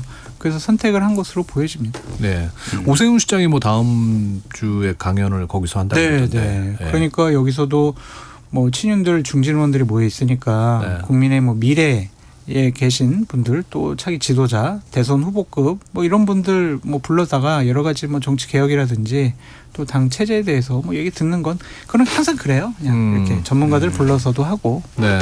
그래서 일상적인 일이다. 이게 국회 모임이 이게 국회에서 공식적으로 지원해 주는 모임이거든요. 그렇죠. 그러면 한 당만 있어서는 안 돼요. 무조건. 규정상 다른 당 사람이 있어야 돼요. 그러니까 이제 주도하는 사람이 어느 당 사람이냐에 따라서 좀 이렇게 보인다는 거죠. 그래서 일종의 이제 의원 꿔주기 이런 것처럼 모양이 그래서 민주당에도 사실 한 분이 들어가 있어요. 여기에 활동을 안 할 뿐이에요. 사실상 국힘이 다 하고 있고 거기에 이제 국민의힘과 가까운 뭐 이준석 의원, 개혁신당 의원이라든지 이렇고 무소속 의원들도 이제 들어오는 거고 세를 늘리기 위해서 김기현 전 대표, 김기현 의원이 이번에 새롭게 당선된 사람들한테 다 의사타진했다라는 거예요. 그런 거예요. 근데 그러니까 감정이 한동훈에 대해서 안 좋으면은 안 했겠죠. 근데 김기현 의원이 딱히 한동훈 의원하고 막 조치는 물론 김기현 대표 체제가 무너지고 한동훈 비대위 체제가 들어섰지만은 그게 뭐 한동훈이 직접 무너뜨린 건 아니잖아요. 사실은 그건 윤석열 대통령이 무너뜨린 거고 약간의 동병상련도 느꼈대. 그러니까 한동훈 대표 체제도 무너지고 뭐 이런 과정들이 있었잖아요. 그러니까 네. 그래서 그렇게 사이가 나쁘지는 않다. 네. 김기현 대표로서는 정말 남는 장사를 했죠. 솔직히 김기현 대표가 미래혁신 포럼 대표인지 우리 몰랐잖아요. 이번에 국회 내에 이런 포럼이 있고 그 대표는 김기현이다. 확실히 각인이 됐네. 그렇죠. 네. 그러니까 본인은 엄청 남는 장사죠. 오세훈 시장 얘기가 나왔으니까 오세훈 시장 그 특검 구형이 나왔습니다. 1년 6개월이 나왔죠. 여기에 대해서는 어떻게 보십니까? 좀 무죄 나올 것 같아요. 이거는 증거가 없습니다. 증언도 없습니다. 그냥 주장만 있어요. 주장. 명태균 씨 주장만 있고 결국에는 돈의 흐름을 우리가 살펴보면 이건 답이 나오는 거잖아요. 딴 거 다 필요 없어요. 뭐 여론조사 받아봤다? 그럼 뭐가 문제가 되겠어요. 그 대가를 줬느냐 안 줬느냐. 그것도 대납을 시켰느냐 안 시켰느냐. 그게 가장 큰 문제잖아요. 네. 그럼 오세훈 시장이 명태균 씨에게 나 진짜 여론조사 좀 해줘. 한 10차례 좀 해줘. 그러면 내가 나의 후원회장인 김모 씨에게 그냥 돈 좀 주라고 그럴게요. 이러한 뭐 문자라든지 녹음이라든지 녹취라든지 이런 게 있어야 되고 또 김한정 씨가 사실은요. 검사님 진짜 오세훈 시장이 저보고 대납하라고 그래가지고 명태균 씨한테 제가 돈 줬어요. 이런 증언을 이끌어내야 되는데 그런 게 다 없어요. 그런 상황에서 저는 서울시장 선거를 앞두고 특검이 좀 정치적인 기소를 한 것이 아니냐, 무리한 기소를 한 것이 아니냐 그런 생각이 들어서 증거가 없기 때문에 이것은 무죄가 나올 가능성이 높아 보인다라고 말씀드립니다. 1심 판결이 나오기도 전에 무죄라고 그냥. 아니 뭐 그렇게 보시는 분들도 있고 그러니까 뭐 다 존중하는데 이게 한 달 뒤에요 지금 7월 22일인가 아마 얼마 이제 왜냐면은 이제 구형을 했으면은 보통 한 달 정도 걸리니까 그러니까 만에 하나 유죄가 나오면은 이게 이제 선거법은 아니지만은 그에 준하게 빠르게 속행될 가능성이 있어요. 그러면은 올해 안에 2심 나오고 대법원 뭐 판결까지 빠르게 나오면은 내년에 재선거할 수도 있습니다. 이거는 정치자금법 위반이거든요. 그래서 벌금 100만 원 이상이면은 이제 피선거권이 박탈이 되는 거예요. 그렇기 때문에 재선거 가능성을 배제할 수 없고 이게 좀 쉽게 얘기를 하면 김한정이라는 분이 이제 뭐 후원자잖아요. 후원 회장이라고까지는 이제 본인들이 부인을 하니까 후원자인데 이 명태균 씨가 지금 3,300만 원을 받고 오세훈 시장의 맞춤형 여론조사를 10차례인가 이렇게 만들어서 준 거예요. 그러니까 이거 비공표 여론조사예요. 이게 그러니까 완전히. 그래서 이게 정말로 아무런 관련이 없는 거냐. 그러면 이제 앞으로는 후원자들이 다 이렇게 할 수가 있는 거죠. 그러면 그 정치는 가만히 있고 후원자들이 돈 다 내주고 그런 식으로 다 비용 처리하고 이제 그 부분을 보는 거예요. 그래서 강철원 이제 그때 당시에 전 정무부 시장이 통해 가지고 이제 이렇게 처리했다라고 특검은 보고 있는 거고, 그래서 좀 봐야 될 것 같아요. 저는 이게 100% 무죄 나온다고 보기는 좀 어렵다. 저는 개인적으로 그렇게 보고. 리스크가 상당하다 이거는. 근데 어쨌든 빨리 결론 날 거 생각보다. 네. 그 오세훈, 한동훈 두 사람의 연대 가능성에 대해서는 없어요. 없어요? 네. 왜냐하면 두 분 다 2030년에 대선 출마하고 싶어 하잖아요. 경쟁자입니다. 경쟁자끼리 무슨 연대를 해요. 어쨌건 근데 30년 대선 전까지는 뭔가 같이 뭐 좀 동조를 할 필요성은 없는 거예요. 장동혁 대표 쫓아내는 데는 뭐 서로 공감대가 형성이 돼서 같은 메시지를 낼 수 있겠지만 결국에는 두 분이 경쟁할 거거든요. 그러니까 의원들 내 편 많이 만들기, 주도권 내가 갖기, 뭐 그런 경쟁일 거예요. 그렇다면 그 두 분이 한 자리에 모여가지고 악수하고 우리 국민의힘의 개혁과 쇄신을 위해서 힘을 합칩시다. 이렇게 뭐 같이 있는 모습을 보이기는 어렵지 않을까. 뭐 사이가 나쁜 경쟁 관계가 아니라 그냥 원만한 그런 우호적인 경쟁 관계가 될 거다. 그렇게 보여집니다. 드디어 많은 분들이 궁금했던 장면이 이제 오늘 나왔습니다. 이걸 90도 인사라고 봐도 되는 겁니까? 80도. 80도? 저는 이제 83도. 제가 들고 있는 YTN 라디오 오늘 아침에 나가서 오늘 어디 나갔는지 정확히 말씀을 하세요. 장성철의 뉴스 명당에 제가 출연을 해서 정확하게 한동훈 비대위원장의 90도 포효도 인상까지는 안 가고 75도 정도의 각도를 기록할 것이다. 내가. 이재명 대통령이 이제 귀국하셨어요. 네, 그래서 공항에 국무총리와 민주당 대표가 두 사람 다 나왔습니다. 예상했던 장면이라는 거죠? 그러니까 뭐 예상했던 거고 거기에서 이게 사실 외부잖아요. 이쪽에서 뭐 말을 많이 하기도 어려워요. 원래 그냥 툭 고생했어요. 뭐 대통령이 말을 하더라도 없는 동안 고생했어요. 이런 거 한마디 하고 그냥 쑥 들어가는 이제 그런 거라서 여기서 뭐 대화가 있을 것 같지는 않고 정청래 대표가 공손하게 할 거는 이제 예상을 했는데 말씀드렸듯이 90도는 굴욕적이니까 75도 정도로 할 거다. 90도는 좀 오바다. 예, 오바다. 그건 한동훈이 나는 거다. 뭐 이렇게 될 것 같아서 대충 이제 그림은 맞아 떨어졌고 어쨌든 의전 가지고 너무 당대표를 배제하는 것도 조금 이게 역풍이 불 수도 있다라고 이제 청와대는 판단한 것 같아요. 뭐 이게 나와서 인사한다고 그러면은 이게 다 이게 해결되는 것도 아니고 그렇다고 뭐 배제를 한다고 해서 이게 해결되는 것도 아니고 그러니까 이거는 이거대로 하고 뭐 당대표 이제 차기 문제는 또 그대로 대응을 할 것 같아요. 예. 그 만약에 우리 장 소장님이 대통령이었다면은 정청래 대표를 딱 트램 내려오고 나서 만난 그 마음은 어땠을 거라고 보세요? 저는 그냥 어깨 툭 치면서 왜 지난번에는 안 나왔어요? 강훈식 실장이 나오지 말라고 그랬나? 뭐 이렇게 약간 농식으로, 네, 농식으로 그냥 넘겼을 것 같은데 오늘 표정을 보니까 대통령이 와 정말 화가 나셨구나. 그래요? 살벌하다 그런 생각이 들었고 피바람이 불겠구나 그런 생각이 들었어요. 저런 모습 처음이거든요. 대통령 나오시면 그냥 한 말씀하고 좀 대화 나누시고 그러는데 김민석 총리 악수할 때부터 그냥 아무 말씀 안 하시고 입 꼭 다물고 악수만 하고 또 강훈식 비서실장 만나면 이렇게 나 없어서 편했다며 좋았다며 막 이렇게 농담도 하시고 그랬는데 한 말씀도 안 하시더라고요. 그러면서 그냥 빠르게 의전 차량 타고 그냥 공항을 떠났단 말이에요. 그건 우리가 무슨 사인인가 봐야 되겠죠. 제가 추측하기로는 그 청와대에 있는 정무 수석실에서는 이것도 안 나오게 하면 여러 가지 또 억측 장성철처럼 삐뚤어진 사람이 또 여기 의미부여해가지고 집권 세력의 갈등과 분란 그렇게 평등할 거다. 그러니까 나오긴 해야 된다라고 대통령께 이제 보고서를 만들어 줬을 것 같아요. 대통령은 되게 마음에 안 들었을 것 같아. 왜 불러? 나 진짜 보기 싫은데. 나 계속 나 외국에서 국외 활동하고 있는데 외교 활동하고 있는데 계속 나 비아냥거리고 시계 무슨 뭐 당권 뭐 정권 1인 1표제 뭐 볼테르 이렇게 날 막 계속 비아냥거렸는데 내가 봐야 돼? 실장이 비서실장이 그래도 나오게 해야 됩니다. 마음에 안 든 모습이 오늘 얼굴에 나타난 것이 아닌가. 그냥 인사 저렇게 한 83도 하니까 83도 수고했습니다. 이 말씀만 하고 그냥 빠졌다라는 거잖아요. 앞으로 더 큰 여러 가지 분란이 일어나겠구나 그런 생각이 듭니다. 뭐, 저 다 대부분 동의를 하고, 그러니까 좀 저라도 국정 홍보를 해야 되겠다 이 생각이 들어요, 진짜. 아니 그 무슨 말이에요? 아니 이번에 G7 갔는데 뉴스가 물론 안 쓰진 않죠. KBS도 쓰고 다 썼는데 이슈의 중심은커녕 변방에도 못 있었어요. 거의 무슨 일이 있었는지 아무도 모르잖아요. 대통령의 외교 활동이 아니 되게 의미 있는 게 몇 가지가 있었어요. 이를테면은 북한 비핵화에 대해서 G7의 모든 정상들이 이번에 그 같이 합의하고 그 성명서도 냈어요.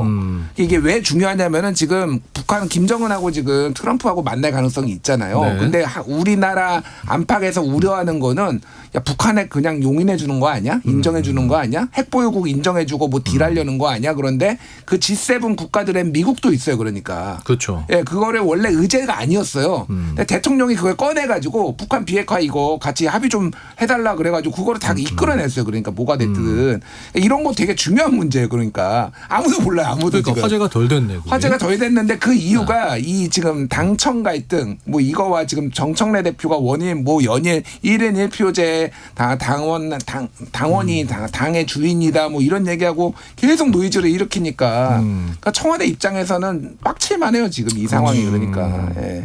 그러니까 김민석 국무총리, 정청래 현 대표는 차기 전당대회에 두 사람이 다 출마하는 거는 뭐 확실한 거죠. 근데 저는 못 나갈 거라고 봐요. 결국에는. 정청래 대표가? 네. 그 권력의 왜요? 견제 그리고 오늘 대통령 표정 보세요. 저 분위기 보시라고요. 근데 나가면 진짜 가루가 돼가지고 분쇄될 거예요. 먼지가 될 거예요. 않고 언급하고 뭐 그랬던 걸 봐서는 지금이야 뭐 아직 출마 선언을 한 거 아니니까 네. 출마 선언하기 전까지 강한 의지를 표현할 텐데 오늘 좀 오전 얘기를 들어보니까 청와대에서 더 이제 화가 났던 게 뭐 이재명 측은이라고 하면서 얘기가 나왔지만 내가 출마를 하지 않으면 대통령의 당무 개입이라는 그러한 논리를 확인시켜 주는 거기 때문에 나는 출마를 해야 된다 하면서 또 대통령을 끌고 들어온 거예요. 그래가지고 그거 좀 엄청 열받았다고 하더라고요. 그래서 비행기 안에서 대통령이 그래 아이 정청래 나왔으니까 그냥 악수하고 웃는 얼굴 하자라고 하다가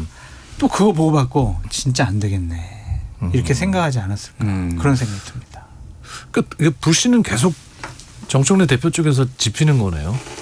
뭐 그거를 이제 바라보는 시각들은 여러 가지가 있을 수 있죠. 그래서 오히려 이제 이간질하는 사람, 대통령과 정청래 대표 사이를 이간질하는 사람도 있다. 뭐 이렇게 이제 정청래 대표 지지자를 또 보는 분들도 있는데 어쨌든 최근에 정청래 대표는 너무 본인이 궁지에 몰리니까 정상적인 당대표 업무를 못하고 있고 연일 최고위원회에서 발언하는 게 지금 나라에 국내적으로는 제일 중요한 게 지금 이 선거 뭐 선관위 문제 그리고 뭐 올림픽 공원에 있는 뭐 시위대 문제 그런 거잖아요. 네. 한마디도 언급 안 해요. 그러니까 당 대표가 되면 이거에 대해서 입장도 있어야 되고 어떻게 해야 되는지 그렇게 해결책을 내야 될 거 아니야. 아무도 안 찾아가다가 이제 어저께 원내 지도부 천준호 의원을 비롯해서 뭐 이모경 뭐 전용기 이 세 명이 갔다가 이제 했잖아요. 그것도 그러니까 원내대표가 보낸 거예요. 그러니까 당대표가 보낸 게 아니라 원내 지도부가 물론 같이 협의를 했을 가능성이 있지만은 당 지도부는 하는 게 없어요. 그러면은 그래서 이게 좀 곱게 보일까 그 이재명 대통령 좋아하시는 분들은 그리고 하지만은 저는 나올 거라고 봅니다. 장성철 소장님하고 다르게 의견이 다르게 나올 거라고 보는 게 아니 대통령이 청와대에만 있습니까? 충정로에도 있고 다 있는 거 아니에요. 저렇게 어마무시한 충정로? 충정로 대통령 김어준이 있는데 민주당 어둠의 대통령 어준이가 있는데 그거 믿고 지금 가는 거잖아요. 저는 뭐 지금 전당대회 투표해도 반반 싸움이라고 봐요. 이게 무조건 다 내일 투표하는데 뭐 김민석 총리나 이분이 확 이길 거라 그렇게 보지 않아요. 지난번에 권리당원을 66% 받았어요. 정청래 대표가. 네. 원사이드하게 받았거든요.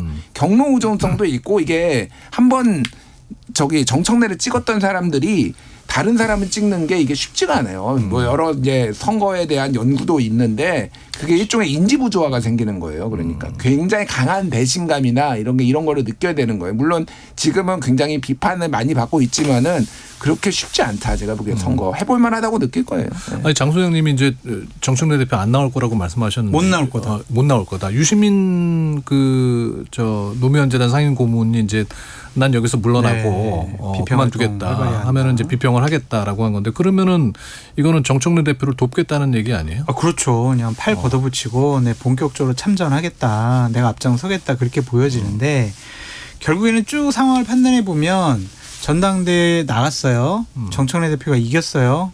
대통령이 진 거잖아요. 네. 대통령 국정 운영이 제대로 되겠습니까? 집권 여당이 그냥 화해하면서 그냥 온화하게 그렇게 여러 가지로 잘 지낼 수가 있겠냐고요. 이거는 대통령 입장에서는 2028년 총선 공천권을 뺏겼기 때문에 이건 바로 당에 대한 주도권 뺏겼죠. 레임덕 나옵니다. 죽기 살기로 이거는 당권을 찾아올 수밖에 없어요. 그런 상황에서 정청래 대표가 나간다 그러면은 정말 우리나라 최고의 권력 집단에서 정청래 대표를 가만두지 않을 거예요. 그게 바람직스럽진 않은데 당연히 이거는 이 당권을 잃어버리게 되면 정권을 잃는다. 주도권을 잃는다. 레임덕이다라고 생각하기 때문에 사생결단식으로 부딪힐 수밖에 없어요. 그러면 정청래 대표를 향한 회유와 압박이 상당히 심해질 거라고요. 그러면은 김어준 씨나 유시민 씨가 과연 끝까지 정청래 오른팔 왼팔 역할을 하면서 지켜줄 수 있을까. 무엇보다 진영이 분열되면 야 이거 국민의힘에게 완전히 또 총선도 뺏기는 거 아니야? 이거 주도권 뺏기는 거 아니야? 이런 위기감이 있으면 한 발 좀 뒤로 물러서지 않을까. 왜냐하면 그분들은 조국을 자기의 지도자로 생각을 하지 정청래는 그 수단으로 생각을 하거든요. 정청래 그렇습니까? 지키기 위해서 조국까지 위험스럽게 만든다? 그렇게까지는 판단 안 하지 않을까? 그게 저의 추측과 분석이에요. 조국 대표는 근데 지금 민주당 사람이 아니잖아요. 아닌데 결국엔 2030년에 진보 진영의 대통령은 조국을 만들어야 된다. 그래서 노무현, 문재인, 조국 이렇게 서사를 완성시켜야 된다. 그런 스토리를 갖고 있다고 보여지거든요. 그런 플랜이 있는 거예요? 아니 뭐 그렇게 해석하시는 분들 꽤 많아요. 그거는. 근데 듣는 정청래 대표가 되게 기분 나쁘겠네요. 이 방송 들으면 나는 아무 졸로 보고 지금 조국을 만들기 위해서 장기판의 말처럼 쓴다라고 하면은 그러니까 세력 대 세력 간의 싸움인 것 같아요. 제가 보면 민주당의 적통을 누가 진짜 적통이냐 적통을 가리는 그래서 정청래 대표가 안 나오면은 그쪽 진영에서 그럼 누가 나올 사람이 있느냐 없어요. 그래서 나올 거라고 보는 거예요. 그러니까 어쨌든 피할 수 없는 싸움이다. 제가 보기에는. 정치권에서는 이기는 게 아니고 지는 게 또 지는 게 아니다 이런 격언이 있거든요. 힘이 약한데 대들면요 진짜 죽어요. 그러면은 정치적으로 사망 선고예요. 보수 정당하고는 여기는 다릅니다. 민주당은 그렇게 죽이는 거의 보수 정당이라 그렇게 다 죽이고 윤석열처럼 찍어 누르고 그런 아니, 거지. 오늘 대통령 표정 보셨잖아요. 안 무서워요? 아니 표정은 그러시지만 또 속은 따뜻한 분이십니다. 알겠습니다. 마지막 질문으로 투표 부족 사태 선관위 국회 국정조사 특위 이제 윤상현 의원이 내정이 됐습니다. 이 의미는 뭡니까? 의미가 국민의힘에 물어보니까 그냥 선착순으로 신청한 사람을 다선 의원 중에 시켰다고 그러더라고요. 그래서 그래요? 나경원 의원도 상당히 하고 싶었는데 선수를 뺏겼다. 그렇게 얘기를 하던데 적절한가 좀 그런 생각은 좀 듭니다. 그러니까 적절한 겁니까? 적절하지 않아요. 왜냐하면 지난 서부지법 침탈 사건 때 윤상현 의원이 내가 도와줄게 걱정하지 마 막 이랬었잖아요. 그런 사람이 어떻게 이러한 국조특위 위원장을 맡아요. 적절하지 않죠. 1년이면 다 잊는다라는 걸 다시 한번 확인해 줬다. 그게 전에 윤상현 의원이 했던 발언. 김재섭 의원, 야 재섭아, 1년이면 다 잊어, 괜찮아 이렇게 얘기를 했던 거를 다시 한번 확인해 줬네요. 자기 세탁하기 위해서 그러니까 이 자리를 하고 싶어했던 것 같아요. 알겠습니다. 여의도 해장국 오늘 여기서 마무리하겠습니다. 장성철 공론센터 소장, 김준일 시사평론가였습니다. 고맙습니다. 감사합니다. 네.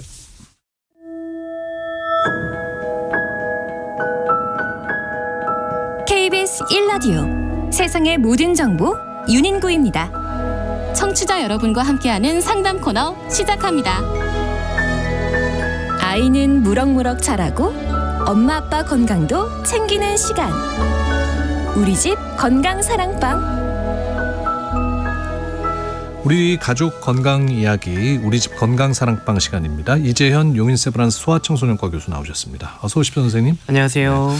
이제 여름 되면은 또 식중독 환자 늘잖아요. 왜 이렇게 유독 여름철에 식중독 환자 많은 겁니까? 여름철에 식중독이 유행하는 이유는 크게 두 가지 원인을 꼽을 수가 있습니다. 우선 여름철은 기온과 습도가 높죠. 그러면은 이 온도와 습도에서는 식중독을 일으키는 원인균들이 증식하기 좋은 환경이 됩니다.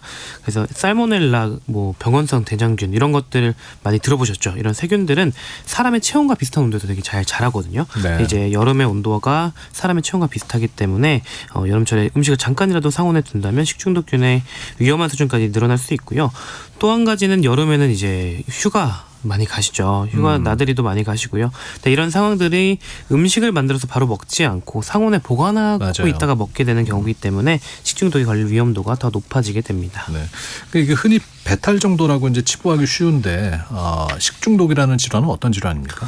식중독은 단순히 배탈보다는 더 심각해질 수 있는 질환입니다. 사망자까지 나오는 질환이니까요. 이 식중독의 정의를 먼저 살펴보면 식품 섭취를 통해서 유해한 미생물 또는 유독 물질을 섭취하게 되어 발생하는 감염성 또는 독소형 질환입니다. 네. 그러니까 감염성 질환이라는 거는 앞서 말씀드린 살모넬라균 같은 세균 아니면 노로바이러스 같은 바이러스가 이제 몸을 감염시키는 거고요. 독소형 질환이라는 거는 황색 포도상구균 같이 세균이 만든 독소가 몸에 들어오는 질병을 일으키는 겁니다. 근데 이제 장염하고 식중독하고 많이 이렇게 섞어서 쓰게 되는 것 같아요. 근데 뭐 어떻게 구분할 수 있을까요? 사실 뭐 식중독도 뭐 설사, 뭐 복통, 구토 있고 증상이 장염도 비슷해서 그런 네, 건가요? 증상이 비슷합니다. 그래서 이거를 완전히 구분하기도 어렵고요. 사실 의학적으로도 두 질환이 완전히 다르다고 하긴 어렵습니다. 겹치는 부분이 많은데요. 일단 장염이라고 하면 위와 소장, 대장 등 위장관에 염증이 생기는 질환을 통칭해서 이야기합니다. 그래서 어떤 원인에 의한 건지 구분하지 않고요.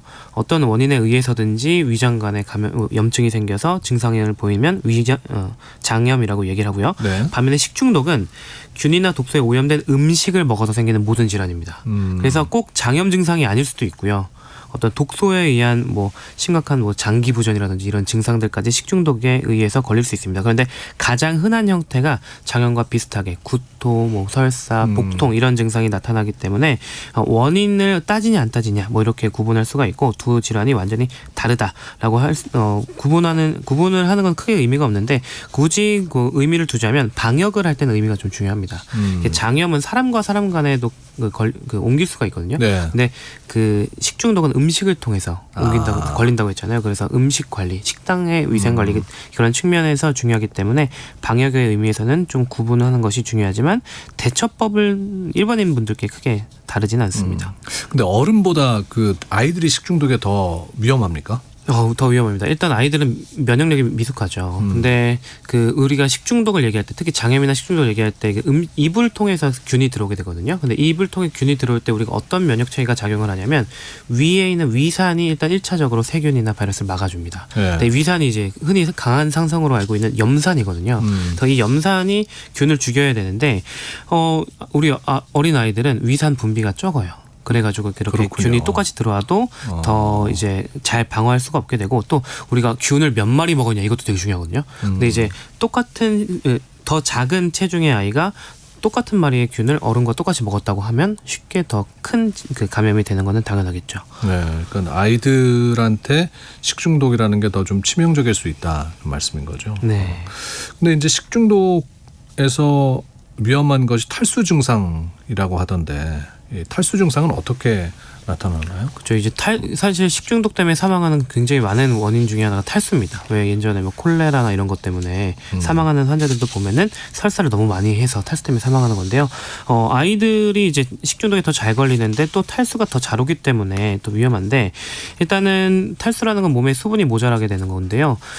배가 아프고 구토라니까 잘 못 먹게 되죠. 못 먹어서 이제 탈수가 올 수도 있고 설사를 많이 하면서 또 탈수가 수분이 빠져나가면서 탈수가 생깁니다. 근데 문제는 어른들은 탈수가 생기면은 내가 좀 목마르다, 몸이 안 좋다 이렇게 이야기를 하는데 아이들은 특히 어린 아이들은 탈수가 생겨도 자기가 뭔가 몸이 어디가 안 좋다라고 얘기하지 못하고 흔히 그냥 울기만 하거나 축 처져 있기만 하거나 이렇게 좀 비특이적인 증상을 보이는 경우가 많아서 집에서 보기에 이게 탈수인지 아닌지 알기가 어렵습니다. 그러니까요. 네, 그래서 이제 우리가 아이들이 탈수가 생겼을 때 어떻게 증상이 보이느냐를 잘 알아야 되는데 일단 첫 번째로는 소변량이 확 줄어듭니다. 몸에 수분이 모자라니까 소변을 적게 만들거든요. 안 마시니까 안 나오는 거죠. 맞습니다. 네. 그래서 그래도 보통은 탈수가 먹는 게 적어도 탈수가 아니면 6시간 정도면 한 번 소변을 보기는 해요. 정상적인 사람이라면. 근데 아이가 6시간 넘도록 소변을 보지 않는다. 이거는 좀 문제가 있다라고 할 수 있고 또 아이들 보통 입술이 촉촉하거든요. 근데 이게 입술이 바싹바싹 말라 있거나 우는데 눈물이 안 나온다. 이런 것도 또 탈수의 증상입니다. 그리고 돌 이전 아이들은 머리 정수리 부분이 속구멍이라고 있잖아요. 네, 그 부분이 말랑말랑하게. 네, 맞아요. 네. 근데 그 부분이 쑥 들어가기도 해요. 그래서 이렇게 몸에 물이 모자랄 때 이런 위험 증상들이 보일 수 있기 때문에 이런 증상들이 보인다. 그러면 탈수가 왔구나. 뭔가 조금 더 신경을 써야겠다. 그리고 활동이 줄어들면서 처지기까지 한다. 이러면 빨리 병원에 데려오셔야겠습니다. 그러니까 엄마 아빠들이 좀 잘 살펴보셔야 할 것들이 많네요. 네. 3928님께서 탈수가 걱정되는데 아이가 절대 안 먹으려고 하면 어떻게 해야 할까요, 선생님? 그러셨고. 그럴 땐 어쩔 수 없이 병원에 가서 주사 수액을 맞아야 됩니다. 수액을 맞는 게 제일 좋다. 네. 이게 여름철 식중독 일으키는 대표적인 그 원인균은 뭐예요? 일단 대표적으로 가장 많이 나오는 게 살모넬라균입니다. 살모넬라균. 네, 살모넬라균은 계란이나 닭고기를 이용한 그 요리에서 잘 전파가 되는데요. 몇 년 전에 한 식당에서 그 식중독이 단체로 먼저 사망한 경우 그 사망자가 나온 그 사건이 있었는데 요때 원인균이 살모넬라균이었습니다. 근데 이게 계란 요리를 통해서 좀 번졌다고 알려져 있고요. 그리고 또 유명한 게 병원성 대장균이라는 게 있습니다. 이거는 조금 더 한 10몇 년 전에 햄버거병이라고 혹시 들어보셨나요? 햄버거병 들어봤는데. 네. 네. 이게 이제 덜 익은 햄버거 패티를 먹은 아이가 병원성 대장균에 이 감염이 돼서 용혈성 요독 증후군이라는 좀 무서운 질환이 있습니다. 이게 걸려서 사망한 경우가 있었는데요. 이때 이제 햄버거병이라는 이름이 붙여졌고, 이렇게 병원성 대장균은 덜 익은 고기를 통해서 감염이 되기 때문에 냉동 고기를 데워 먹을 때 특히 주의를 해야 됩니다. 그렇군요. 비브리오균은 또 뭐예요? 이것도 식중독 일으키는 원인입니까? 네, 아주 유명합니다. 이게 어패류와 해산물을 감염시키는 건데요. 그래서 특히 여름철에 그 조개류 같은 어패류의 회를 드셨을 때 많이 걸리는 겁니다. 이거 비브리오균에 감염이 되면 비브리오 폐혈증이라는 질환이 생길 수 있고, 이거는 자칫 생명을 앗아갈 수 있기 때문에 우리나라 식품의약품안전처에서는 바다에서 비브리오균이 나오는지 항상 감시를 하고 있어요. 그래서 더운 날씨에는 어패류를 날것으로 먹는 것은 피해야겠고요. 지금 올해 이미 비브리오균이 바다에서 나오고 있고, 비브리오 폐혈증 환자가 이미 발생을 했다고 합니다. 그래서 더더욱 이제 어패류 날것으로 드시는 건 조심해야 되겠고요. 그리고 지금까지 말씀드린 건 세균성 식중독인데요. 세균성 식중독은 주로 음식 자체가 오염되는 것이 문제여서 온도 관리가 좀 중요한 측면이 있습니다. 예. 그리고 문제가 되는 식품을 섭취하고 증상이 발생할 때까지 바이러스성 감염보다는 조금 더 오래 걸리거든요. 그래서 바이러스성 식중독은 보통 뭐 노로바이러스 아시죠? 네. 그걸로 인한 식중독 같은 질환을 이야기하는데, 이러한 질환의 특징은 바이러스들은 보통 사람 간의 전염도 굉장히 잘 된다는 특징이 있습니다. 그래서 바이러스성 식중독이다 그러면 개인위생 관리가 또 중요하다라고 할 수가 있겠습니다. 이것도 또 뭐 두 질환 간의 차이가 있습니까? 예, 이런 뭐 앞서 말씀드린 뭐 차이가 조금 있긴 하지만 사실 치료에 있어서는 큰 차이는 없거든요. 네. 탈수를 교정하는 게 가장 중요하고, 뭐 탈수와 더불어서 저혈당이나 전해질 불균형이 같이 올 수가 있는데, 이런 것들을 해결하는 게 가장 중요한 치료 방법인 거는 뭐 세균성이냐 바이러스성이냐 이거에 차이가 없고요. 뭐 세균성 식중독의 경우는 세균을 치료하기 위해서 뭐 항생제를 투여하면 되지 않냐 이렇게 생각을 하시지만, 근데 이게 그렇지 않습니다. 항생제를 잘못 쓰면 세균이 죽으면서 독소를 한 번에 내뿜어요. 그래서 세균성 식중독이라고 바로 항생제 치료하지는 않고요. 꼭 필요한 경우가 아니면 투여하지 않고 바이러스성이랑 크게 다르지 않는 방법으로 치료를 한다. 이렇게 알고 계시면 되겠습니다. 4928번 쓰시는 분께서 이제 질문 주셨는데요. 탈수는 왜 무서운 거냐고, 여름에 탈수 조심하라고 하는데 물으셨거든요. 네, 이제 탈수가 무서운 거는 일단 우리 몸에 한 65에서 70%는 물로 되어 있죠. 이 물이 많이 빠져나가게 해서 모자라게 되면 우리 몸 속에서는 우리 중요하게 생각하는 게 전해질의 농도, 뭐 혈당 농도 이런 것들을 굉장히 중요하게 몸에서 조절합니다. 그런 게 맞아야 신경도 돌아가고 세포들도 살아갈 수가 있어요. 근데 그런 농도라고 하는 것은 결국 물에 얼마나 섞여 있느냐입니다. 네. 근데 물이 모자라게 되면 이런 전해질의 농도라든지 이런 게 다 불균형이 오게 되고요. 또 한 가지 문제는 탈수가 심해지면 우리 몸에서 몸에 피가 모자라지거든요. 네. 피가 모자라지면 혈압이 떨어지거나 각종 장기에 들어가는 혈액의 양이 줄어들면서 뭐 콩팥의 기능이 떨어진다든지 장기 부전의 그 형태로 전신 질환으로 이어지게 됩니다. 그러면서 이제 사망까지 갈 수 있어요. 그래서 이런 여러 가지 문제가 발생하는 첫 번째 단계가 탈수이기 때문에 탈수를 예방하고 처치하는 게 장염이나 식중독 치료에서 가장 중요하다고 할 수 있습니다. 그러니까 평소에도 물을 자주 마시라는 이유가 그런 이유에서군요. 네, 맞습니다. 몸의 정상적인 기능을 계속 돌리려면 물이 굉장히 중요합니다. 네. 7829님께서 특별히 주의해야 할 식재료가 있을까요? 하셨거든요. 앞서 말씀드렸던 살모넬라균이 되게 중요하다고 했잖아요. 그래서 네. 계란 요리할 때 굉장히 중요한데요. 이 계란이라는 건 계란 껍데기나 액란 자체가 오염되어 있을 수도 있고요. 그렇기 때문에 이제 계란을 가지고 요리하셨을 때 이 계란을 만진 손이 살모넬라균에 오염이 돼가지고 그걸로 요리를 계속하다가 이제 다른 음식들이 오염되는 경우가 있습니다. 네, 그래서 좀 주의해야 되고, 또 김밥 같은 경우도 조심해야 돼요. 김밥은 굉장히 많은 재료가 들어가는데 그 속재료들을 미리 만들어 놓고 보관하다 김밥을 만들잖아요. 보통 그러니까 그 상온에 보관하다가 오염되는 경우도 많고, 또 계란 지단이 꼭 들어갑니다. 그래서 그 계란을 조심해야 되고, 또 김밥 같은 경우는 만들어서 바로 드시는 경우보다 어디 가져가셔서 드시는 경우가 많아요. 그렇다면 또 상온 보관이 문제가 되기 때문에 김밥도 좀 조심을 해야 됩니다. 네. 계란이라는 게 꼭 문제네요. 달걀 조심하셔야겠습니다. 만드실 때. 캠핑이나 물놀이, 또 야외 활동 이제 여름 되면 많이 하잖아요. 야외에서 음식 먹을 때 꼭 지켜야 될 수칙은 뭘까요? 네, 앞서서부터 계속 말씀드리는 게 음식을 상온에 보관하면 안 된다고 말씀드렸죠. 그래서 아이스박스나 보냉백에 좀 음식을 잘 싸가는 게 굉장히 중요하겠고요. 그리고 요리를 이제 밖에 나가서 요리를 하실 때 그 손을 좀 흐르는 물에 비누로 30초 이상 씻으시는 게 좋습니다. 네. 이게 뭐 물티슈로 닦으시는 분도 있고 뭐 손소독제를 이용하시는 분들도 있기는 한데요. 문제는 식중독과 장염을 일으키는 뭐 세균도 그렇지만 바이러스들이 이 알코올에 죽지 않는 경우가 많습니다. 그래요? 네. 그래서 비누로 왠지 알코올 뭐 물티슈 같은 걸로 닦으면 굉장히 깔끔하게 닦인다고 생각을 하는데. 네. 근데 오히려 이제 바이러스들이 다 살아남기 때문에 흐르는 물에 30초 이상 비누로 꼭 손 닦는 게 가장 중요하겠고요. 왜 또 흐르는 물이에요? 흐르는 물에 씻어야 이제 가장 이 손에 묻어있는 오염물질 1차적으로 씻어내고 그 다음에 고인물에 닦으면 그 물에 다시 손을 닦게 되잖아요. 그래서 손을 끝게 닦고 난 다음에 또 묻을 수 있습니다. 또 하나 이제 많은 분들이 간과하시는 게 계곡 놀러 가시면은 계곡물에 뭐 수박 담가놨다가 시원하게 드시는 경우도 많잖아요. 맞아요. 그럴 때 좀 조심해야 되는 게 계곡물이 오염된 경우가 있습니다. 그래서 그 계곡물이 깨끗하다고 생각하시고 거기에 뭐 씻어서 드시거나 요리를 하셨을 때 그거는 우리가 눈으로 깨끗해 보일 뿐이지. 맞아요. 네. 그래서 그런 경우에 또 이제 거기에 균 묻은 걸 그대로 드시면서 감염이 걸리는 경우가 있기 때문에 계곡물이라고 안심할 건 아니네요. 예, 계곡물도 조심을 하셔야 됩니다. 네. 6021님께서 식중독에 걸리면 무조건 금식해야 한다고 하던데 맞습니까? 이거는 예전엔 이렇게 얘기했는데 요즘은 좀 반대로 식중독에 걸리거나 장염에 걸렸을 때 먹을 수 있다면 최대한 빨리 원래 식단으로 돌아가는 것을 목표로 삼습니다.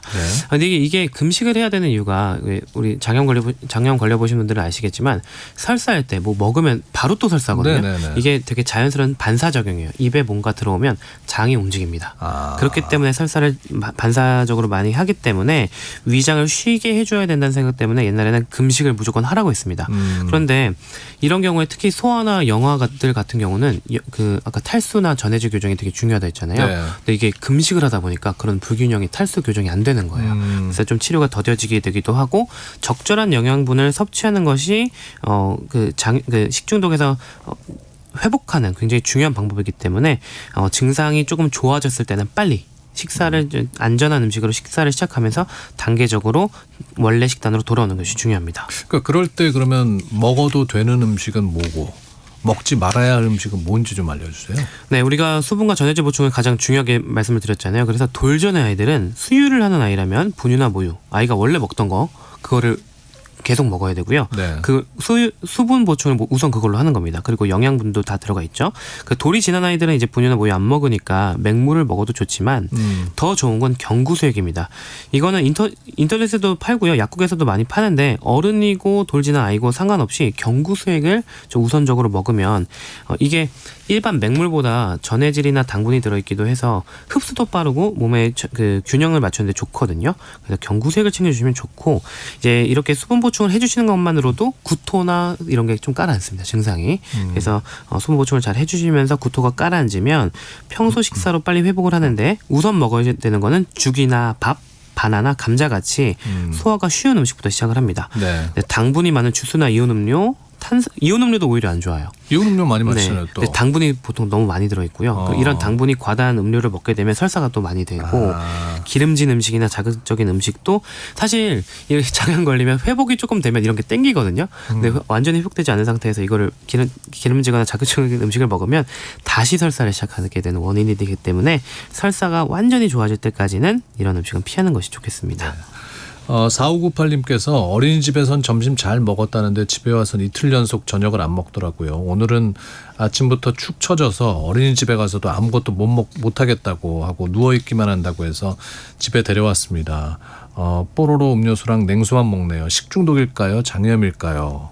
뭐 그런 것일 수도 있고요. 네. 요즘 수족구도 유행을 하는데 수족구도 몸이 뭐 열이 나기도 하고 속이 좀 안 좋은 증상이 생기기도 합니다. 그래서 그런 것들도 원인이 될 수 있고 아이들은 목감기가 걸렸을 때도 목이 아플 때 그냥 안 먹어요. 맞아요. 그래서 이런 증상이 생길 수도 있어서 지금 이 말씀하신 증상으로만으로는 파악하기가 어렵겠지만 일단 뽀로로 음료수도 당분이 너무 많기 때문에 설사를 할 수 있어서 경구수액 같은 거 약국에 팔거든요. 그래서 그것부터 좀 주시면 요즘 또 이런 게 옛날엔 맛이 없었는데 요즘 나오는 거 맛이 그래요? 괜찮습니다. 그래서 이런 걸로 주시는 게 훨씬 더 좋을 것 같습니다.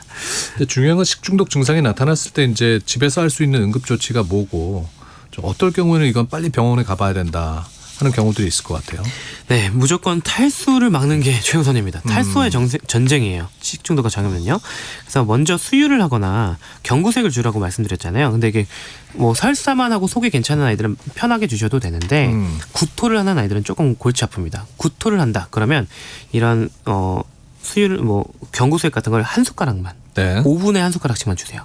그럼 이게 위까지 안 내려가고 식도로 내려가면서 꽤 흡수가 됩니다. 예. 이렇게 천천히 5분에 한 숟가락씩 주시다 보면 이게 수분 흡수가 되면서 탈수가 교정이 되는데 탈수만 교정이 돼도 구토의 상당 부분이 좋아집니다. 이렇게 해서 한번 줘보시는데 그런데 만약에 이렇게 정말 한 숟가락씩만 먹는데도 토한다. 그러면 바로 병원에 가셔도 되고요. 네, 병원에 가시기 좀 여의치 않다라고 하면 30분 정도 쉬었다가 다시 한번 경구색 5분에 한 숟가락씩 줘보세요. 그러면은 만약에 이렇게 먹고 구역감이 가라앉는다라고 네. 하면 조금 더 이제 물을 뭐 경구색이나 물을 좀 더 주시고요. 이렇게 먹다 보면 아이들이 좋아지는 신호가 소변이 많아집니다. 이게 소변이 터진다고 표현을 하는데 이게 소변이 많이 보기 시작하면 이제 좀 탈수는 해소됐구나. 그러면 이제 좀 좋아지겠구나라고 생각을 하시면 되고요. 이렇게 이제 탈수를 막는 게 가장 첫 번째고, 근데 만약에 이렇게 먹어도 계속 토를 한다거나 아니면 생후 3개월 미만의 아이가 장염 증상이 있다. 이런 아이들은 입으로 수유를 통해서 하기에는 좀 위험이 높거든요. 그래서 네. 이런 아이들은 빨리 병원에 가는 게 좋겠습니다. 5110님께서는 이제 식중독 증상으로 병원에 가면 어떤 치료를 받습니까? 그리고 꼭 항생제를 써야 하나요? 라고 물으셨어요. 가장 기본적인 치료 방법은 수분과 전해질 당분을 수액으로 주사 수액으로 보통 보충을 하고요. 역시 이제 탈수를 막기 위해서. 맞습니다. 그리고 불편한 증상을 깔아앉히는 약을 쓰는데 뭐 복통이 있으면 좀 진통제를 쓴다든지 속이 미식거리는 걸 막아주는 약, 그리고 아이들은 지사제를 안 쓰는데요. 어른들은 이제 지사제를 좀 써서 설사를 좀 먹게 합니다. 네. 근데 문제는 이제 항생제를 아까도 말씀드렸지만 세균성 장염이라고 해서 항생제를 무조건 쓰지는 않는데요. 세균이 죽으면서 독소를 한 번에 내뿜는 경우에 훨씬 더 큰 질환으로 이어질 수 있기 때문에 항생제는 세균 감염이 장염에만 국한된 게 아니라 여러 가지 장기를 침범하는 경우가 있습니다. 뭐 이런 경우에 이제 그 세균들은 처리를 빨리 해야 돼서 그런 경우에만 그 특수한 경우에 항생제를 쓴다라고 생각하시면 되고, 만약에 뉴스에 나오는 것처럼 정말 큰 병이 생긴다 그러면은 보통 그 장염 증상에 이어서 신부전, 그러니까 콩팥 기능이 떨어지는 병이 생기거든요. 그럴 때는 투석까지 하는 경우도 있습니다. 네. 끝으로 이제 올여름에 식중독 예방하기 위해서 이런 것들은 꼭 지켜주시라 하시는 당부 말씀이 있다면요. 가장 중요한 건 손을 잘 씻어야 됩니다. 손 잘 씻어라. 네, 흐르는 물에 네. 비누를 이용해서 30초 이상 손을 잘 씻어야 되고요. 조리하기 전, 그리고 하는 중간중간, 그리고 조리가 끝난 다음에도 손을 잘 씻어야 되고요. 특히 달걀이나 생고기 만진 뒤에도 꼭 씻어주시는 게 좋습니다. 그리고 음식을 충분히 익히는 것도 중요한데요. 고기는 중심 온도가 75도씨, 어패류는 85도씨에서 1분 이상 충분히 익혀서 먹도록 해야 되고, 그리고 만약에 그 음식에서 사실 이상한 냄새가 난다 그러면 바로 알아차리고 안 드시겠지만 이게 여름철에는 식중독균에 오염된 음식이라도 냄새나 맛이 괜찮은 경우가 있습니다. 저는 웬만하면 먹는데 네. 조심해야 된다는 거죠? 네, 조심해야 됩니다. 그래서 조금이라도 의심되면 남은 음식은 바로 버리자. 여름에는 그렇게 하시는 것이 식중독을 예방하는 아주 좋은 방법이 되겠습니다. 꼭 알아두시기 바랍니다. 손 잘 씻고 잘 익혀서 먹고, 그리고 의심되는 음식은 버려라. 먹지 마라. 네. 오늘 용인 세브란스병원 이재현 교수님이 해주신 식중독에 관한 이야기였습니다. 말씀 고맙습니다. 감사합니다. 네, 세상의 모든 정보 윤인구입니다. 마치겠습니다. 악뮤가 부른 후라이의 꿈 띄워드리고요. 내일 다시 인사드리죠. 함께해 주신 여러분 감사합니다. 내일을 기대합니다.